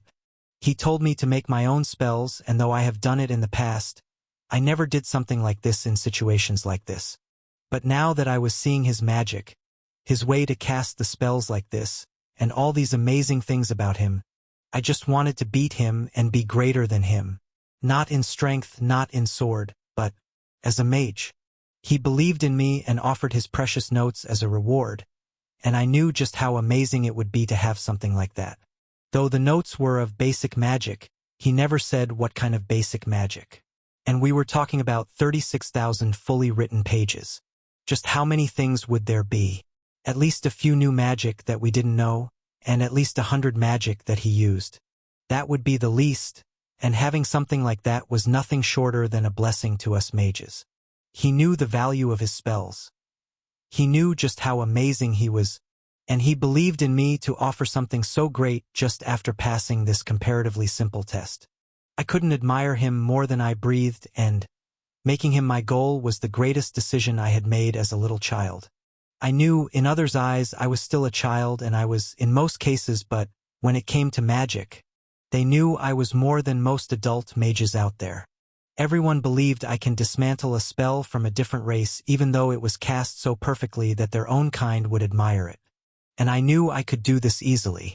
In fact, I was halfway done. All kinds of magic were easy for me. To understand, to cast, to dismantle. If it was something within my range of power, I knew it was easy for me. But his spells, the ones he used and showed us in this first time of our meeting, they were different. I knew even I would have to do a lot of work if I wanted to learn those spells. There were many things special about those spells. I knew about his script casting method, and that ability was amazing itself. I could understand that remembering everything was also a curse, but he used that ability in something like that, and just this fact made me respect him. It was painful, but he was fine. Even my casting style, fold casting, was something that ate up a lot of concentration, and whenever I used that, I would have a sharp headache for a moment. If something this simple felt so painful, just how much recreating a spell that he had stored in his mind and already processed would feel. Just how strong was his mind and body to don't even feel a sting from that unreal casting style. I knew he would have worked very hard, even with his ability to remember everything. Understanding this complicated other racial magic and cast it, and he was just a year older than me. Even though I can dismantle his already cast spell, I would need a month to understand this spell. But he knew, and I knew too, that after understanding it, I wouldn't need a lot of time like him to process that spell. I can process them instantly after understanding them, and that was the reason I was a pure mage. Well, the spell was really complicated, but nothing like everyone's original spells. I should start making my own spells too, something that would help me defeat him in the future. He was a better mage, at least for now. His magic was far better than mine, but it won't be like this forever. I will surpass him, I definitely will. And I will need that diary for this goal of mine. And for that, I had to quickly dismantle this awesome spell. I had read about the dwarven spells, and they mostly focused on the overall strength, and as the dwarven race was the most intelligent one, they were best when it came to creating complicated things. And this spell was one of their creations like that. Because of their unique mentality and stronger natural physiques, though they mostly choose the paths of knights, there sure are mages among dwarves, and these spells, their creations of a lifetime, are something they are very proud of. Well, there is no rule others can't learn their magic. It's a rare but well-known knowledge available with approval. He cast this spell, and I only noticed after starting the dismantle that this spell was more beautiful for some reason, unlike the spell I had seen in the books. And maybe this was also because he was the one who cast it. He is amazing, but this spell, in the end, wasn't his own creation. And so, dismantling this normal spell was far easier than the ones he used against Big Sister. Anyway, it's been around 40 minutes and I'm done with this special spell of the Great Dwarven race. He will be proud that I finished this early, right? Looks like Brother Alfred is done. Zoe cheerfully shouted in my mind as I watched the entire spell that took me around a week to finish, crumble down as a particle of light. I knew he was amazing, and I was just half right. He was more than just amazing. He was outstandingly marvelous. Dismantling the spell in just 42 minutes. Now that was quite something. I didn't call him the best mage for no reason. He's amazing, right, Zoe? She chuckled at that remark as she could feel in what meaning I had just asked that question. Yes, Brother Alfred is amazing. But Big Brother is the most awesome for me. Just the answer I had expected from this little one that understood emotions the best. Alf might like her in the future, maybe, but there was just anguish in that path for him. Well, Alf was done with his test, and he passed with flying colors from my side. Now, what he does with this notebook would be up to him. And he will be surprised, for sure, after seeing the 1011 spells, theories, and magic summary inside the diary. I just chuckled inside my head, and Zoe smiled on the pavilion, too. Anna also giggled, maybe feeling something funny from Zoe. Seals was standing on the wall of the pavilion at a place that was almost the middle so that I can hear everything they were saying at the same time. As my third eye explored the estate. Well, the mages were done with the competition too, and naturally Rain, with the best understanding ability with her Eye of Truth, won first place. And after her was Dad, and then Grandma, and then Alf's dad. Well, even though he was Alf's dad and could have borrowed the book first, but they had to respect this competition and follow the borrowing order. Dad was naturally a genius with second only to Alf in calculative ability. So second place was his, and although her grandma was the highest tier mage here, this was the competition of who can understand the structural aspect of the spell. There was no need for her unparalleled refinement or even stable mana control. And I knew I would barely come close to her in this aspect, far from Dad or Rain. They were true talents and held excellent abilities to win against someone like her. Well, Rain won, and even then, she was looking down at me furiously for that previous joke. But her anger was a cute one, too. And now that the things are done with this after-dinner exercise, my family and I will have a fun, long talk. After that, will she and I have time for our own conversation? What will we even talk about? The barrier vanished completely with my sigh, and Alf opened his glowing purple eyes as he looked at me and smiled like a little impatient child, eager to be praised. He did better than I expected, so I had to reward him with something even better, right? Not that this one will be anything that good. I smiled back at him and quick stepped up to him as he fell to the ground with sudden sweat covering his forehead and blood flowing down his nose. He did better than I expected, but the fool was still overdoing himself for that one. Catching his almost dropped body, I slowly sat down with his small but grown-up body and laid him down with his head on my lap. Now, this was some interesting scene for all the ladies on the stands, and except Anna and Zoe, who found them funny, all of them were looking at us with starry eyes. Even Alf's mom. And she had a pleasing smile and excitement-filled eyes while looking at us. They knew from Alf's open eyes and smiling face that he was fine, but this reaction they suddenly gave was really weird. Or was it normal, funny, lovely, or something like that? Weird ladies of the weird family. And why was Rain holding back her laughter, covering her mouth like that? That little. Which, shaking my head inside my thoughts, I looked at the fool on my lap. And he was smiling, so I can't help but sigh. You did marvelous, Alf. I can never do that in this short time. Amazing. I don't have words to describe this deed. There was a proud smile on my face, and this was enough for him. I will be the best mage, big brother. And I will definitely beat you when I am stronger. His voice was sincere, and I had no doubt about those words. Of course you will. And I will help you however I can. So, let's get up now. I can tell our moms are having some weird fantasies right now. That last part was serious, and maybe he hadn't seen them yet, so. He peeked behind me, and the delight-filled faces of the ladies, including the smirking grandma, entered his vision. And shiver ran down his back as he jerked his head at me and looked at me with wide, fear-filled eyes. But the bastard didn't get up from my dear lap. Oh, he can't. Taking out a light blue and a cyan-colored potion, and I slowly poured it into his shaking mouth. And as soon as he drank that, the bleeding stopped, and I wiped the bloody nose with a napkin from my storage device. This young boy had used an absurd amount of concentration in that short time, and I can understand just how it feels to concentrate on a single thing, and maintain it for this long. And his mind worked faster than anyone here. The burden that his little body might have faced in that time was close to all the burdens Carla and I felt after getting out of the zone. It was a special state, and there were natural aftereffects for the new ones experiencing it for the first time. Carla won't be having any spars or fights like this one for a week now, but I was fine. This wasn't my first time. I had more than a year's experience in fights like this, or maybe far fiercer than these. And this wasn't the extent of this state of mind. Well, in the future, when this little one gets strong enough, I will try something like this with him, too. And when someone with a mind this fast, enters that state. I had no doubt that even Tier 4 spells would come at me with the frequency of mere Tier 1 spells. And that would be a fun time to use pure magic archery. Just that a weak place like this one won't stand for even a minute against a fight like that one. That would be fun. But for now, let's get back to them.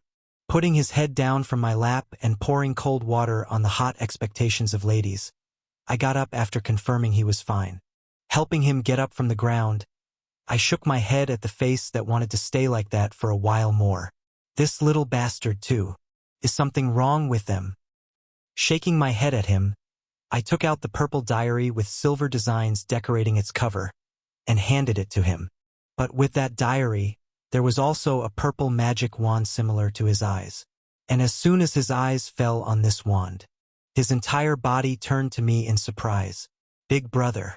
He wanted to ask what this was, and it was a simple thing to answer.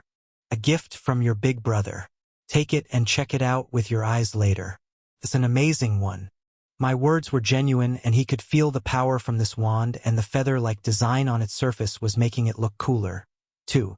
I just handed them to him, and as soon as he held that wand and used his own appraisal skill with his eyes glowing for a moment, his eyes went blank in fear and shock. What is? How? His hands started shaking, and he almost dropped the diary, but, thankfully, he controlled himself and stored the diary in his storage space first. Now holding the wand with both his hands and surprising every other mage in the room, he looked at me and I just smiled at him warmly. This exaggerated expression surprised the other mages, so they used their own appraisal skills while looking at the peculiar wand that had surprised this bright child this much. And as soon as they did that, even their expression went blank. This is normal from a general human point of view. Still, this is quite the reaction for a wand crafted by my master, and this isn't even close to the better ones I have. This wasn't actually that much awesome. Only at the level of the sword I gave to Carla. But for mages, this must definitely look like some elder wand. 3 eyes. Bliss of 4 seasons. A special magic wand created by an exceptional craftsman by harmonizing 4 different strong elemental essences. The crafter's ability to harmonize all the elements is unreal in itself, but the wand resulting from this has special characteristics. All 4 basic elements, fire, water, earth, and wind, are enhanced by a small degree just by using this wand in spellcasting, but the result changes by the one who wields it. As you just gave it to one who has an elemental affinity with all 4 such elements, the harmony of the wand will remain even stable, and the magic while using the wand would be enhanced further. This marvelous wand has all 4 main seasonal extreme lilies as their core that are practically extinct. Consumes a high concentration while using but increases the spell strength by 12%. The wand can store 120 units of mana, but the recovery of the used energy would take a longer time. You did better not giving him anything stronger than this one. The boy is still young. You sure are giving away a lot of things the day you meet them. Of course. What are these things worth if no one uses them? Might as well give them to the young ones so that they can work harder. Well, you are a young one too. You will understand with time. Sighing at my skill's rare weirdness, I looked at everyone. I knew they can't actually see as much information as me with their appraisal skills, but at the very least they would know about the 4 elemental harmonies. That was almost an impossible thing, but for my master, not even 6 or even something that can go well with all elements was anything difficult. I had my own bows like that, so I had no worry or anything. I even had some she made especially for me. And although those were nothing compared to Rana, they were far above something like this wand. But being able to harmonize all the elements meant the maker themselves had a very high affinity with all these 4 elements to be able to pull off something like this. And it surprised the mages even more that they can store that large amount of mana in that wand. This was quite amazing, enough to make them speechless and even envy the little boy. But, well, that was that. Alf recovered from that shock quickly and just stored the wand inside his storage space to hide it from their greedy looks. He was a pure mage. Was she talking about this pure? Or the one I was thinking of? The pure mages used a magic wand, and I had seen the one Dad uses a few times. And that one was specially made. I wanted to have a closer look to know more about that one, but, well, we can do that later. After Alf stored the things away, we went back to the crestfallen family members. My family was weird now that I looked at all this behavior. And her family wasn't much different, either.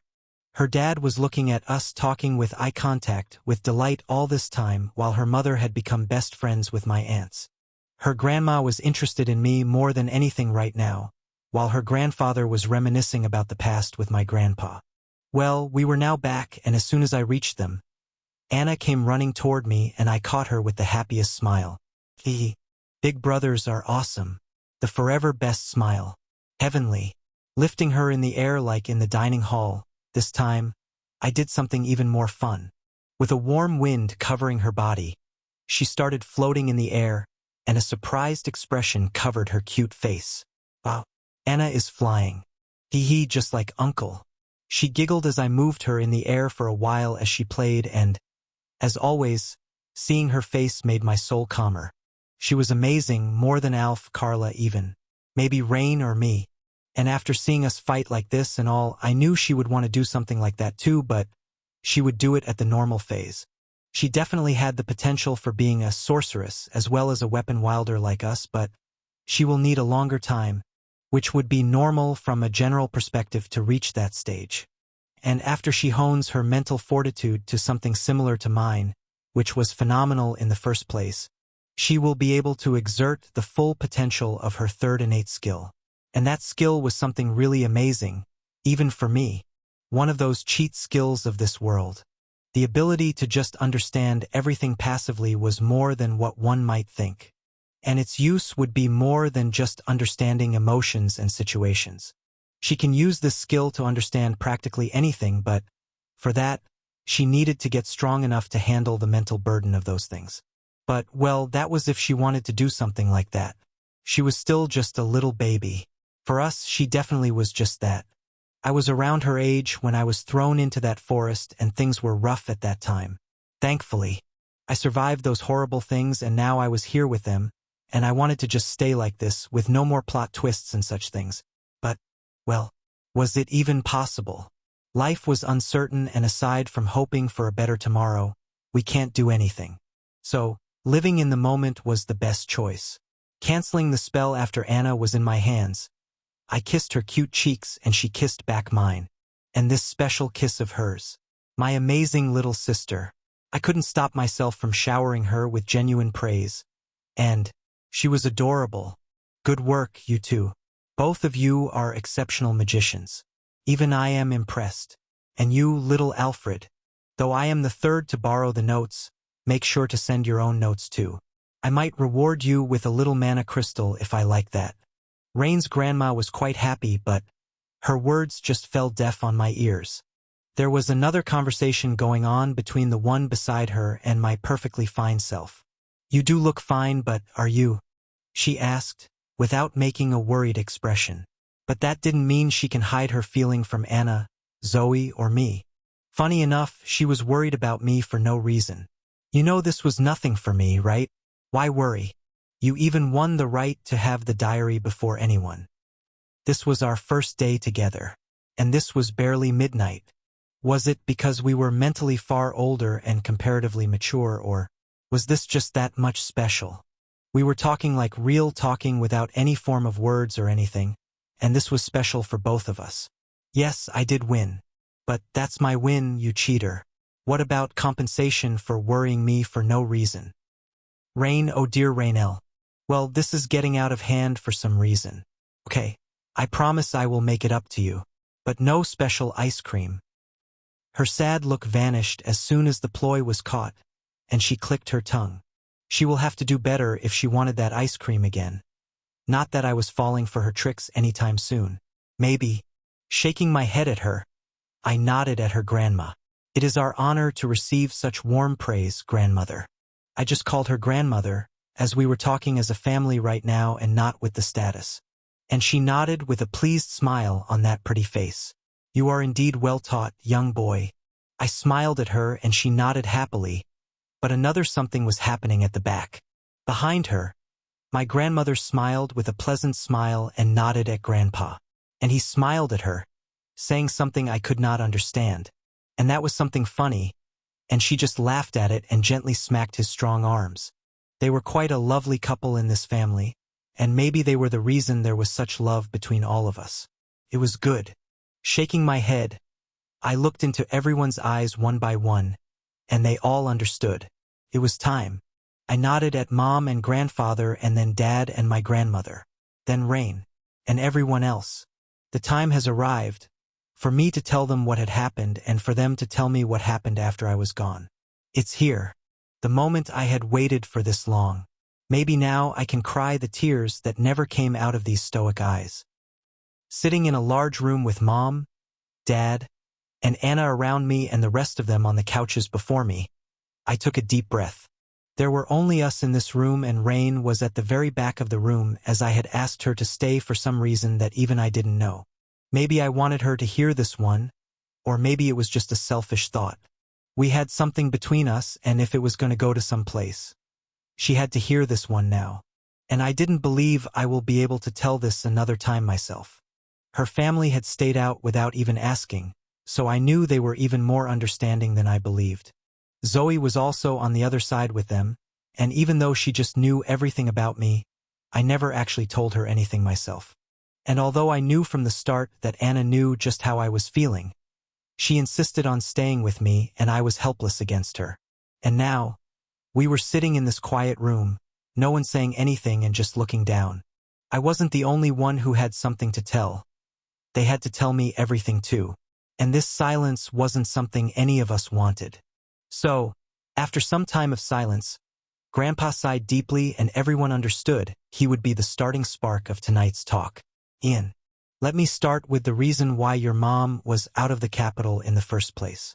He said. I just nodded, just clenching my interlock fingers. Back in the time when Nal had just newly married, someone assassinated her close master that you might know about.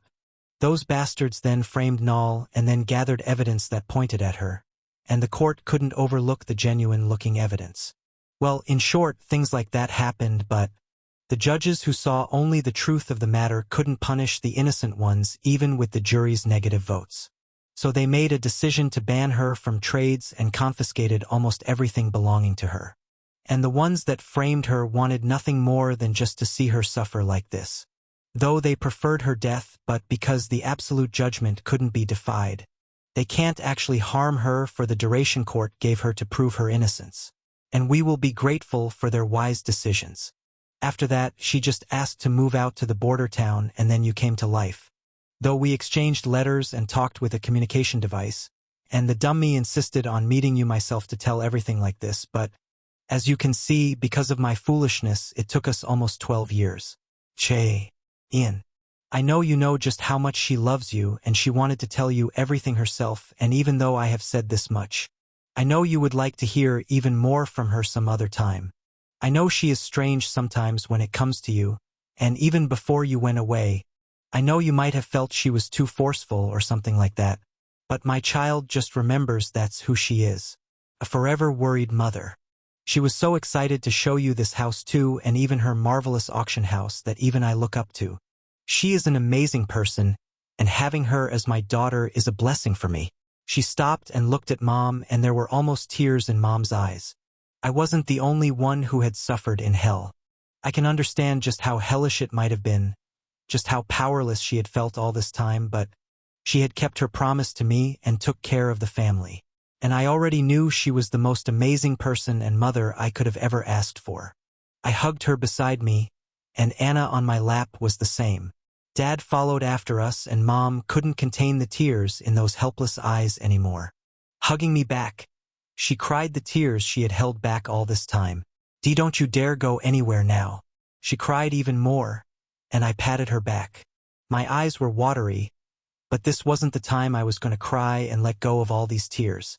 She had managed to hold back, and she had everyone supporting her. And most importantly, she had this little angel as her light of hope and happiness. The things that happened to her were past now, and only if I had the chance to torture the ones that made her suffer like this, I would have been even more satisfied. But as Grandpa said, they were now in the greatest prison on this continent. Their lives would be judged by the death itself in that place, and then they would get what they deserve. And simple death was the last thing they would have to go through. Their soul will scream by things that will happen to them, so I had nothing to worry about there. She had given them what they deserved. If only I had been there, just like how she wanted. But because of those damn demons, my grip around her tightened, and she understood what was happening in my mind from Anna's sudden flinch. She was almost as good as Zoe in emotions, but she was still a child. She would definitely fear the sudden surge of darkness. But she controlled her emotions and patted my leg, which helped me control mine too. Mom let go, and after hugging her deeply for a bit more, I also got back and held Anna's hand, which helped me control that last remaining bit. Mom kissed my forehead and ordered me to always stay with them safely, just like this, and although I can't promise her that, I said I will try my best. And although these words enraged her as well as pierced her delicate mother's heart, she understood I was now grown up and she wasn't strong enough to keep me caged anymore. And she just smiled at me bitterly after that kiss and hugged me last time before calming down and going back to her normal, cheerful self. She was amazing, and she wasn't the only one crying after that one. My second aunt and first uncle were the same as her, and their husbands and wife had to try harder to calm them down. And Anna jumped from my lap after giving kisses to all of us and gave them one too. She could use this ability however she wanted and without any actual limitations or conditions. And it was a miraculous ability that worked wonders on human emotions. It was powerful, and that was the reason however few people knew about it was better. And after that, everyone calmed down, and in this process, Rain, who was standing far away and was also emotional for some reason, received a kiss from my little angel for free. Lucky girl. I praised, and I knew she saw that and just smiled calmly at me. She was also amazing. But what Grandpa said was only the first part from his side. After this one was over, his eyes sharpened and I sharpened my senses even more to not lose a single thing he was going to say. This would be what happened on that day and what actually happened after that day. Just how the hell did I become such a grand figure and a hero at that? I had no idea what all this was, and his words were going to be something I was already expecting from the time I felt the weirdness during the fight. With the demonic noble. We call that day the Great Tragedy. But it's also called the Black Massacre, Nightmare of Fire and Blood, the Dark Fall, and the Day of a Disgraceful Defeat. That day is engraved in every citizen's soul that knows what actually happened, just how much others suffered, as well as just how much blood was shed. Not only the empire but many central parts of this continent.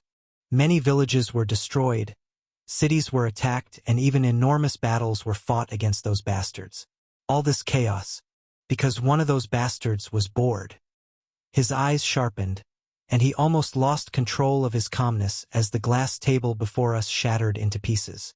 But thankfully Dad, I, and Rain cast a spell to protect Anna and others from the pieces of sharp glass in a hurry. But it was unnecessary as the sheds of shattered glass just slowly landed on the ground as if they were fluid. Grandmother grabbed his hand to calm him down, and he sighed while holding back his emotions. There was pure hatred in his eyes, and Anna can't help but have a sad expression while looking at him like that. And it didn't take Anna's ability to feel emotions to tell just how much hurt, pain, and anguish he was going through. He was a king-ranked knight for a reason. Maybe because he can handle everything like this. He calmed down a bit and sighed deeply. Rain had similar anger in her eyes, but not like him. Things were more complicated than I had thought. Maybe you know this, but in demons there are ranks. First, the absolute demon god who rules over every demon wisely, and from the stories, he is a different being than the demons themselves. Then there are the 12 demon kings. Every king can appoint 3 dukes and 4 marques. Dukes have the authority to bestow 5 count ranks, and marques have the authority to give 1 count rank. The count rank is a prominent demon noble, and their power is naturally useful and prominent for them. But things are different for the ranks below them. Demons are creatures that can ascend to the ranks of a viscount on their own or by submitting to other rulers, and there is almost no regulation for their rankings. As you all might have guessed, the demon invasions were sudden, uneven, and just focused on the massacre of different races. And most of all, every one of them was led by the demon of newly ascended demons of knight, baron, or viscount rank. He stopped once again after saying that, and his last words made our eyes wide. Not even Alf and Carla knew this one. Not even my second aunt had any idea of this thing. Anna didn't understand most of the things that were going on, but she was trying her best to understand why everyone was having a sudden change of emotions. Maybe right now she was thinking, why were we shocked like this or even angry? Why were we angry? Well, why wouldn't we be angry or even enraged? From what he had said until now, it was clear that some high-ranking demon was bored one day and wanted to play with the lower races. And this play was naturally a scarlet-red bloody pastime. Demons were strong, and even someone like our grandpa could only go against a Marquez-ranked demon in a one-person battle. And just from this fact, we can tell just how strong those demon bastards were. But things weren't just that simple for this story. Maybe others won't think much deeper about that situation, but from the knowledge I had, I could make out the entire story of these things. Once upon a time, a prominent demon got bored and there was nothing for him to pass his time. And because of the restrictions of the world and because of the great balance, there wasn't much he could do. There had to be a proper number of demons, and the same was true for the mortal lives and the soul density of the world. It was complicated stuff, but in short, the demon who got bored figured out a sort of loophole in the existing balance. What if a large number of demons die and a new batch of noble demons that aren't strong enough for their positions are born at the same time? The world would push their powers to be at the required level at the cost of the power of the person that made this absurd anomaly. And as the demonic nature went, as much as they kill other beings, cause chaos and take lives, they get stronger from the accumulation of all the negative energy generated from that. So they killed to get stronger and to match the requirements of their strengths, and until then they had the special protection of the world. And although in this process, the perpetrator of this whole chaos would be as weak as a newborn demon, just the pleasure those bastards got from the chaos would be enough entertainment for them. Maybe even people in this room didn't know some of the things that I knew, and Zoe naturally was speechless for this whole time. We both knew what the outcome of challenging the world like this would be. Maybe all higher-ranking demons would know, and so, just doing these things was crazy in the first place. That mindless crazy bastard had sacrificed his life the moment he thought to do something so crazy. That bastard's name was Amun, Demon Marquis. And the price of this shit he pulled just for fun was simply his death and the chaos for demons of his rank and his superiors. No one knows just how brain-fed he was to not even realize the deeper consequences, or just what got him bored like this for him to cause this chaos, but one thing we all know. The death he got was truly painless against the things he had done to the others. Maybe because he was a king-ranked knight. He had a deeper knowledge of the world like me, and this surprised me that he can actually tell something so important like this without the restrictions. Or was it possible because this had become known to many already? Well, he said things as simply as he could, and that was good. This clearly explained just why that demonic noble was so strong and that difficult mana draining, as if the mana was burning in some invisible furnace. That strange feeling of the opponent being not strong but heavily buffed. It was strange in the first place, and things might have been even crazier in that place. We stopped things from escalating and stopped the gates from installation, but if things had gone this bad on just our hand, it was unthinkable just how wrong things had gone in other places. A place with those gates connecting to the demon realm was past places that just meant they were demonic territories, and taking them back was a hassle in itself. That Amun or whatever bastard had suffered from nature's punishment, and even if there was a loophole in the world's rules, nature was the most absolute being, so going against things naturally has brutal consequences. Death was a small word, and he would have suffered greater things than just dying. But this meant the one who did all things was now gone. So my revenge was taken by nature. I sighed and some tears unknowingly flowed out of my eyes and gently slid down my cold cheeks. All this time, in the great forest and even in the dark forest, I had thought of the revenge I wanted against the one that did those things. But Grandma guided me out of that darkness, and she was there to catch me from falling into the darker parts. And because of her, I learned that hatred, thoughts of revenge, and darkness were worth nothing. But still, I wanted to know what had happened so that I can satisfy these last sparks of flames. And now that I knew the one who had done those things was gone, I could breathe, a little better, a bit openly, and let go of those things completely. The tears sliding down my cheeks were uncontrollable, but I had to stop them for now. I had to because there was still something left. Dad was the second most furious person in this room, but, unlike me, he knew everything and he had already accepted the things that were practically useless to think too deeply about. I was fine, and he was glad that I was more than just alive. That was all he wanted, and that was also what I wanted. I was alive even after this great tragedy, and now I was here with them and was talking like this. They hugged me just like a moment before, and I could see everyone with the third eye, so I knew. Anna was now happy that the heavy feeling from me was gone. Zoe could also feel me, so she was glad and smiling warmly at us. Grandpa's anger was at the lost lives, and he already was understanding enough, so he just smiled while looking at us and even patted my back after coming close. Carla was furious, and Alf was just quiet after knowing all this. My second aunt was also crying, and my uncle was handling her well. But the first uncle was silent like Alf and wasn't crying like some time ago. Rain was almost on the verge of tears, and now I knew we really had something special. I could also feel she was feeling sad and hurt after hearing this, but she was waiting to hear the things she wanted as much as them. And I also wanted to tell those things and let go of all the tears and all that heavy feeling, anger, longing, and pain. I knew it would be hard to hear for them as much as it would be hard for me to tell. But, well, this was something I knew. So did the others that were with me all this time. There was only crying and hugs and warmth in this last part. Nothing more interesting would happen. I knew Anna and Zoe would feel the greatest impact from this, but Zoe would be all right because she already knew. And although I was worried about Anna, I selfishly wanted her here, and I knew she was not going to leave. Fine. She would hear mine story, and maybe I will hear hers after we were alone. But I knew one thing. It would be as harsh for her as Anna. Not because she had her eyes of truth, but because we had this special thing between us. It was going to be difficult, but after this long night, that might feel endless. I knew a new, bright, and fun dawn was waiting for us. For me, for my family, and for us. Clearing the leftover tears from my face covered with dry tears, I gently laid Anna on the bed behind the couch.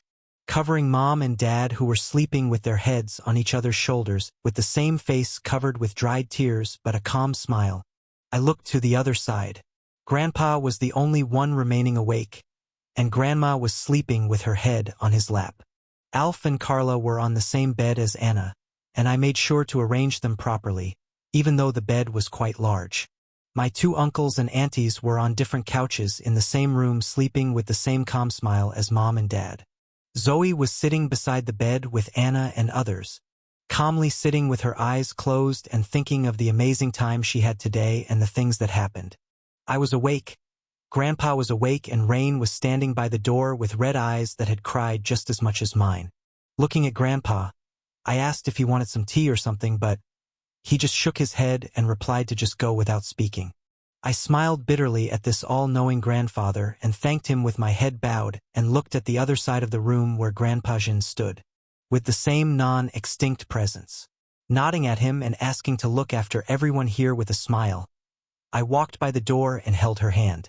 I didn't need to say anything more, and we just vanished from the room by the shadows with her skill, reappearing on the open roof of the estate with a table, umbrella, and 2 chairs set up in the direction of sunrise. I looked at her face and her eyes, which glowed in the dark in the early morning. Her face, her gorgeous face, her beautiful eyes, those red cheeks covered with her dried tears, and the look in her eyes. She was confused right now. She knew we had to go away to a separate place, but maybe she didn't know why she brought me here, on the open terrace with almost nothing else except these chairs and many plants. There was a greenhouse on the other hand on this terrace, but there was nothing else in the place we were standing. It was early morning, a time before dawn, and we were looking into each other's eyes. There was confused chaos in her eyes, but her chaos-filled eyes were still beautiful, and she was looking into mine, too. My red eyes glowed in red, just like her pink ones. The redness under the eyes from crying the entire night was the same for us, but she was someone I had met just a few hours ago. And she cried for someone she had met just a few hours ago. And we were now close enough to feel the things other one felt. She was cute, dangerous, strong, a little chaotic, and adorable. She sure was something different in others' eyes, and I knew almost nothing about her, but I wanted to know. It was bright enough that we can see each other, not that either of us needed light. So, I looked at her with narrow eyes and a sudden smile that surprised her greatly. What? She tried to ask with a calm voice, but she couldn't hide that sudden look of shyness that made her look away from me. This was cute, and I wanted to enjoy a bit more of her this side, but I had to bring her true self back. One that was furious and more dangerous than anyone I had seen. The real her. So, rein. The old. That was enough, and as if she had said an automatic response for something like this, she punched my abdomen, almost making me fall to the ground, but hopefully I was fine. Good thing she only punched the stomach. Protecting it with Solnova was easy like that. You are really a bastard, you little pretty boy. She complained in the tone that went well with that angry face and shook her head with a smile that understood the reasoning behind this. Ain't I amazing? Kem. Well, that one ended, at least. It was a powerful punch, and maybe I could have really gotten hurt from that one if not for the protection. But, thankfully, I was okay. Shaking off the pain by channeling some energy, I sighed with a smile. This was better than that gloomy atmosphere. Creating some fresh, cool water with water magic, I washed the face covered with dried tears. And hers, too. I can use water magic, too. She shouted when I was clearing her soft cheeks and caressing her wonderful face with my gentle touch that most definitely felt good to her. Well, she was quite something. Without stopping, I looked into those red eyes, and naturally, she looked back into mine. You cried because of me, maybe because you felt bad for what things happened to me. But the reason you are like this is me, right? Besides, do you know just how cute you look when you do those things? I can't help but smile for some weird reason. And don't get all flustered, you old lady witch. That's an arrow in the heart. My words were most close to some cringe confession, but thankfully, she didn't blush that much.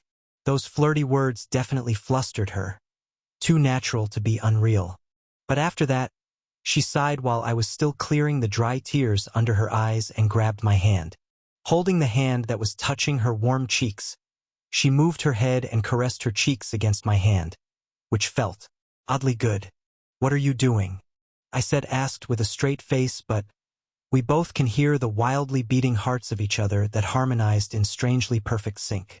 And the dawn had just graced us, with the sky starting to turn bright on the distant horizon. You just confessed you like me, so I'm showing I like you, too. Is it strange? Her voice was genuine, and the atmosphere was perfect for some reason. The mood, place, nature, everything just wanted us to be together. So was it destiny? Or was it something far more than one could think? And if one couldn't think about it, then why do I think? Just closing my eyes, I stayed like that, and she did what she wanted with that poor hand. I knew she won't go too far, and we were still at the starting line of something that will become great with time. This was a newly sprouted seed, and we just knew how this plant grows would be up to the water and sunlight we give it. The care and time were the only things that will grow this delicate, young plant. And I wanted to be it as slow as possible, and I believed she would be the same too. Let's start by becoming true friends. And true friends know most about each other. I already told you what I could. For now, so it's your turn, Rain. My eyes were still closed, and she wasn't done with this touching feeling. I knew she heard me, and the sudden hesitation that was overwhelmed by the affection towards me told me she really wanted to tell me. But she also wanted to stay like this for a little longer, and I didn't mind it at all. The sun started rising on the horizon, and the whole world around this castle-like estate was starting to light up. Our families weren't the only ones in this place. There were countless people that didn't know about my family being here were also here. Well, this moment was precious for me, and for her.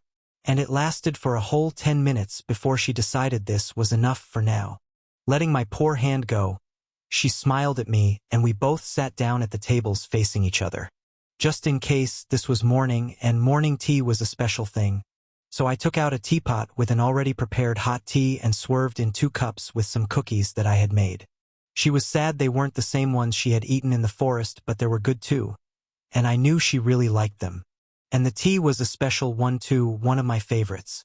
And just one sip of this refreshing tea in this early morning cool atmosphere was heart-calming. You really are amazing. I'm looking forward to the amazing things you make for me in the future, Master Axion. She declared with a teasing smile, and I nodded my head with a similar smile. It would be my honor, Lady Rainelle. And, if fate allows it, I would like to eat something made from your marvelous hands too. You bastard. Her angry smile was just cute in my eyes, but my tone genuinely annoyed her, and she sighed in disbelief. She was the miserable one to choose a bad person like me, and, even though she liked this side of mine, she will have to endure these kinds of teasing too. I was happily smiling, but she helplessly sighed with a warm smile. But then, while drinking that tea, a sudden sadness, happiness, and excitement covered her face, telling me she was ready. They used to call me bloodthirsty witch on the battlefields. You know how witches are different from humans, right? We have 2 growth phases of life that happen at random times, but we know when one ends or starts. I have been in this form for the last 111 years.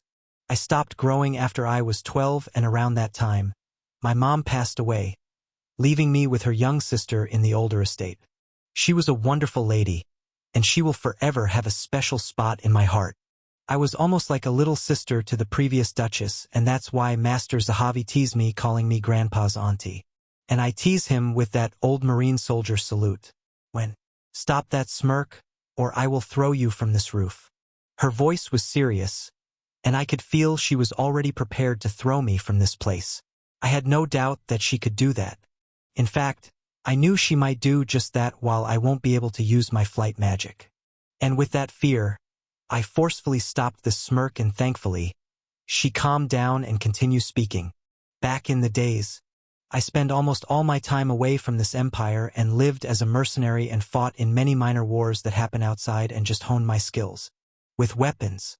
I used many weapons in the past, but I never actually found something that was fit for me or that I liked particularly. In those days, the wars weren't as they are now. Not many technological developments, and although the empire had been prospering in magic and technology for a long time, all the wars I fought in were outside the empire. The remote places with few resources and technology. Well, back in the days, I was mostly driven by anger and anguish, and well, I just mostly killed people, beasts, and enemies. On the battlefields, although I was comparatively shorter than most of the soldiers, no one ever looked down on me after seeing me in battles. I was quite famous back in the day, and many feared me for being a crazy witch. Well, I was just driven by hate for the world for making me different from most of the others.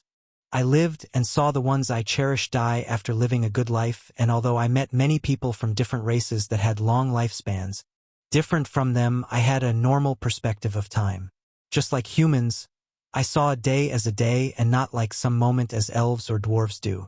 Something weird, something so painful it can't be explained with words, and the reason for it, my origin skill. Though I don't blame my skill or anything anymore, it isn't something I ever want to remember again. I was someone bad. Someone drove by pure hate, a machine with no purpose or goal. Someone who had actually lived the life feeling as if trapped in this young body. And this feeling of being trapped, feeling the time pass like normal, perceiving every passing moment normally, and not like some moments that I am supposed to. It was painful and infuriating, and the deaths, blood, screams, and anguish of others didn't do anything other than just make this void even darker. The darkness just grew, and even after getting stronger, I didn't feel anything.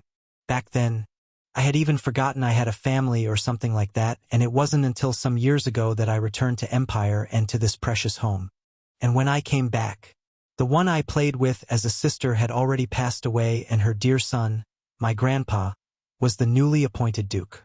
When I first came back and met him, I felt things would be just the same. Someone else died before me, someone I loved, but by then, I had even forgotten what those emotions were. And even if I stayed here, things like those will continue to happen. But, unlike what I had thought, Grandpa was a different person than anyone I had met in my life. He was calm, warm, and stronger than anyone I had seen in those countryside wars and battles. Unlike me, he had honed his talent in the right place and reached heights few could ever achieve. And his son, my dad, was the same. If Grandpa was a warm wind that took me out of my despair, Dad was something that reminded me what life was. He brought back those long-forgotten emotions to me, and I returned to being an actual person. And then the other two. Grandma is a wonderful person that healed the wounds that I thought could never be healed. The deep wounds of despair, hate, the void. She healed everything with her words, affection, and teachings. And then, my lovely mom kept me in this world, away from that despair I had lived in for decades. They are just wonderful people that made that bloodthirsty which a decent person that can live as a normal person. And after that, I really wanted to live for a while more, with them however long I can, doing the things I never got the chance to do.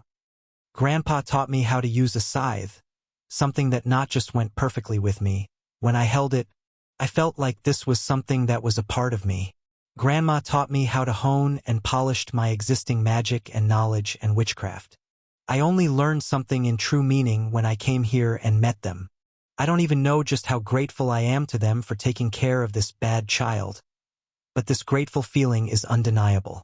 It fears me just what might have happened if I never come back, or what I would be if I had just wandered this continent helplessly as I had.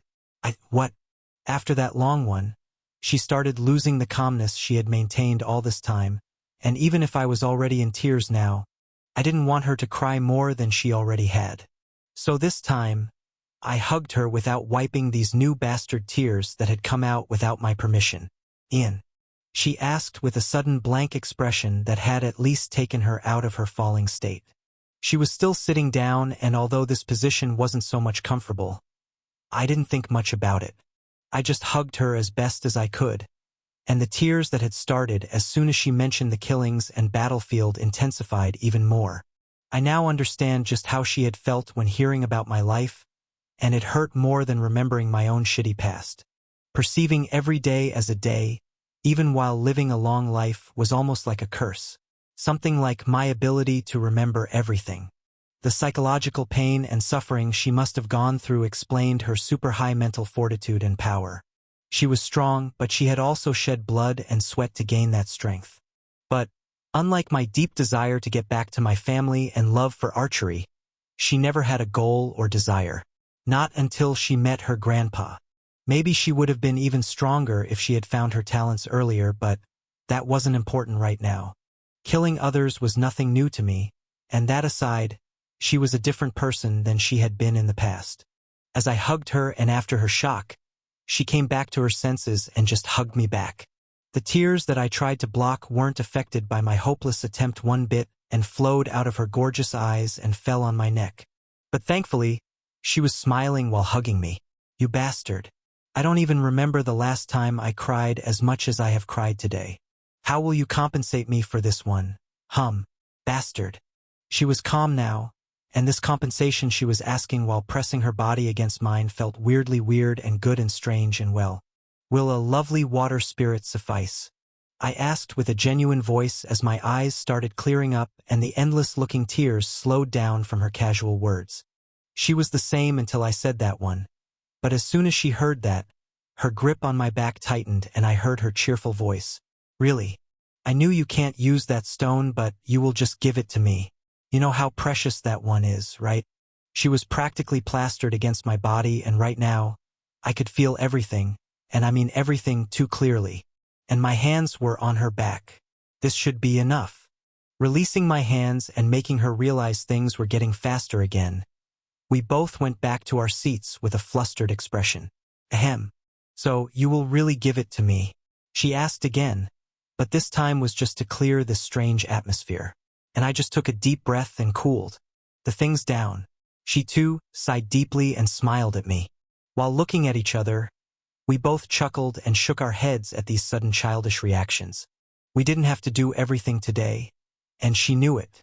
There was plenty we had to talk about, and this time we truly had the bastard called time. I know we do. No need to even think about the supernatural stuff that brought trouble to me. Leaning forward, I looked her in the eye with a proud smirk on my face. I won't lose anything from giving away one of the 7 intermediate spirit summoning stones to the one I like. Besides, I will also help you in preparing a special summoning circle, so that a spirit most compatible with you will get summoned. She blinked multiple times at those words, trying to comprehend what I had just said. Why you have 6 more spirit stones? You freaking kidding me? She cussed with a cute frown on her face, and I leaned even closer to that adorable face.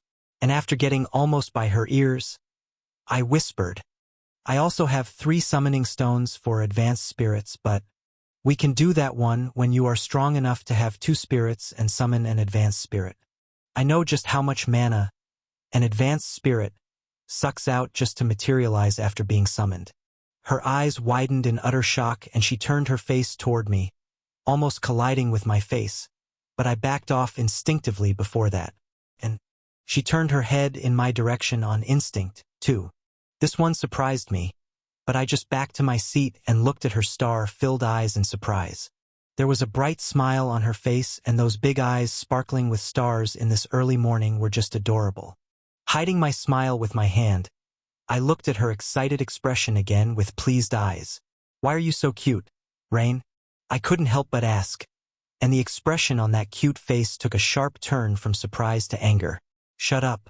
Answer the goddamn question if you want to sit on that chair, or should I just throw you down? She was serious, and the way she was looking at me with a sudden red fire in her eyes said everything I didn't even want to hear. This look sent shivers down my back. Genuine ones, and I was feeling the fear that not even a berserk green ranked beast managed to induce in me. Wiping off the pleased face and returning to normal so fast that it seemed like a dancing bird changing its attempt and running away in fear of death. From the existing partner, I nodded with hesitation. I am sorry, but yes, what I said was 100% true. We can try summoning after breakfast. How about it? She caught onto the fear in my eyes and understood that I was understanding enough to understand the gravity of this situation. Giving me one last look of not saying something so foolish, which was a genuine fact, she sighed deeply. We both are just weird. How great are the adults to understand and handle us. She wandered with genuine praise in her eyes, and I naturally agreed with that. They are amazing, marvelous even. I'm thankful to have such a great family. There was a new kind of admiration and light in my eyes, which surprised her greatly. This light was something different, something she couldn't understand, but felt familiar at the same time. But she didn't think too deeply about this and grabbed my hand resting on the table. After all the things that happened here, this much was nothing, so I just stayed like that and looked at her with my chin on my free hand. She did the same, and just kept looking at each other. Tell me more about yourself, I asked while staying like that. Why don't you start this game, my dear friend Ian? There was a genuine, mischievous smile on her face, and I liked that smile for some weird reason. And the game she talked about was just the old, simple, talk to know each other better. And I had no problem imitating a game I would easily win. I like cooking. I also love archery. I love many things, and most of this is possible, and I'm even alive right now, is all thanks to my master. I started telling her about myself, and this was the easiest way to know as much as I wanted from her. She will tell me everything, and I don't have to even worry about it. Well, this was natural for me now. So we just continued this talk on this rooftop as the dawn graced us with the first gentle rays of sunlight.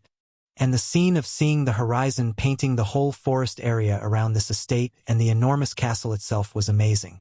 Some of the longest days of my life ended with something special, and now I had a special person in my life. This progress in this short time might seem too fast to some, but this definitely wasn't. We were far slower than many, and I knew it would progress slowly, even if it just goes naturally. We are just friends for now anyway. I knew both of our families would be happy. Thankfully, they understand that we understand things and won't bother us much. We can just go as slow as I mostly wanted without any interference. Rein, an amazing person. And my family a marvelous bunch. I came back yesterday, but it generally feels like I was never away from them. Grandpa Jean had shown up out of nowhere when our talk was nearing the end and informed us of breakfast and quickly vanished, leaving us alone in peace.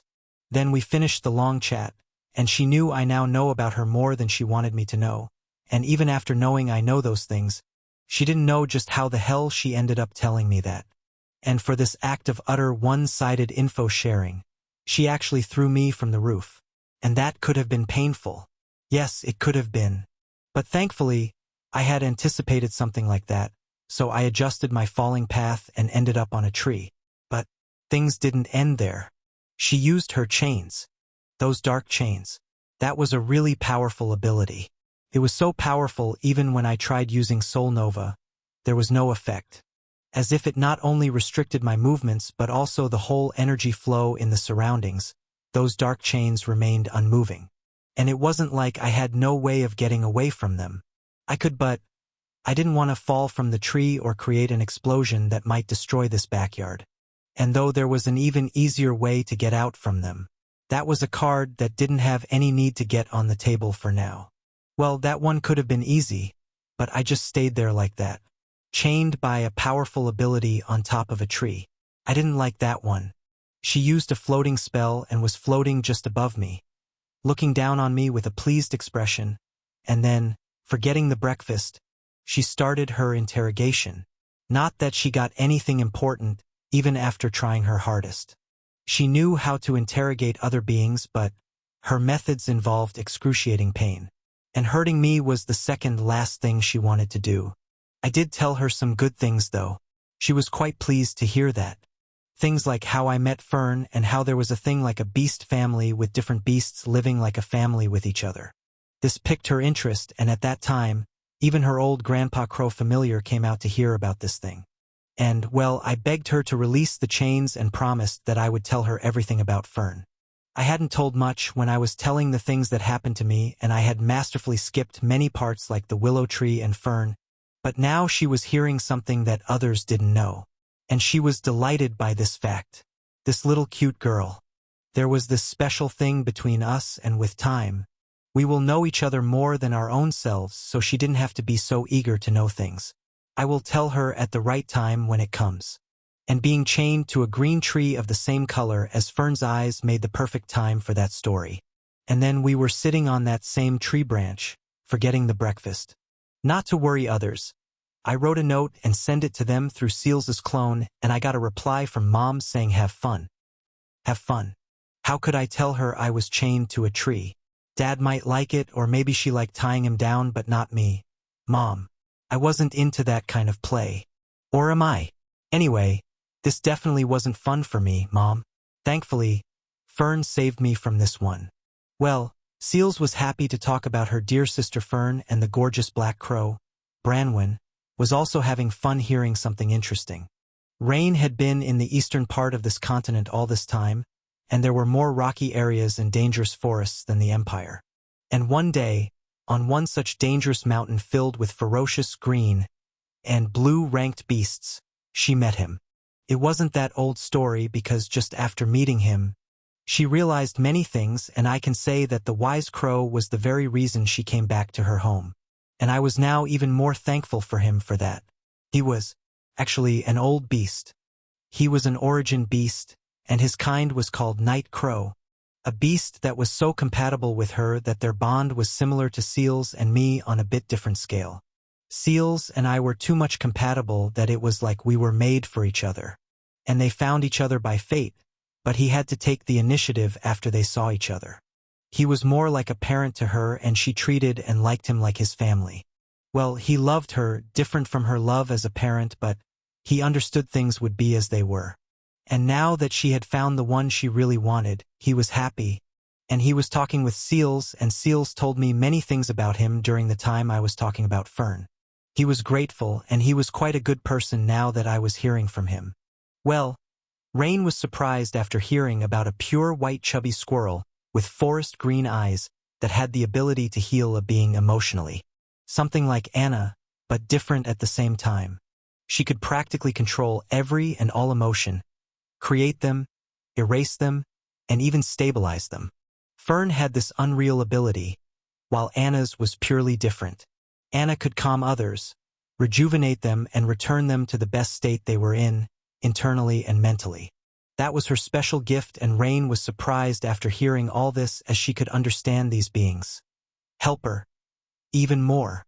The old crow also told us that he had met another helper a long time ago in a different part of the continent, and this one was different from Fern. The one he met was a totally different and weird creature. He described it as a dandelion-shaped plant beast with blue seeds and a jade-green crystal-like stem. And that creature mostly just floated from one place to another, and in some places that were devastated or had difficulties, it helped by creating fresh flowers that helped others. And hearing about this creature surprised me even more because I had read about this kind of helpers. The plant category, and not just dandelion but many flowers like that. They were called florists. And they were some of the most amazing beings among helpers or even in origin beasts.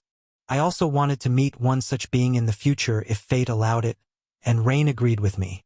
This old crow of hers never told her such an amazing thing, and as a result, he earned a flick on his small head.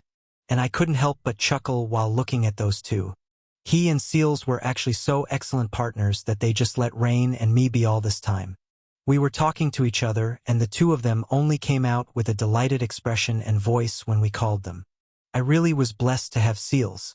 And maybe she felt blessed to have him, too. We actually had a pretty good time after that. Talking, showing some cool magic to each other, and eating while still on that tree. It was a good time. Well, that was the morning I was talking about, but right now, things were something totally different. Things were okay. We even returned at the time of lunch and sat with everyone to eat Dad's delicious cooking. Things were going as yesterday till then, and although there were servants frequenting and doing most of the stuff for us, we were fine. Everything was okay there, until Grandpa Jean came with the news of someone's arrival. Someone all of us knew, and Rain even expected this person's visit soon. But even she started cussing at this person the moment Grandpa Jean said his words. Thankfully, those curses were spoken through eyes. Not many noticed them. But things started getting difficult from that time, and now, for a weird reason, I was fallen to the ground, laying at the center of this giant crater in the underground arena, smiling genuinely.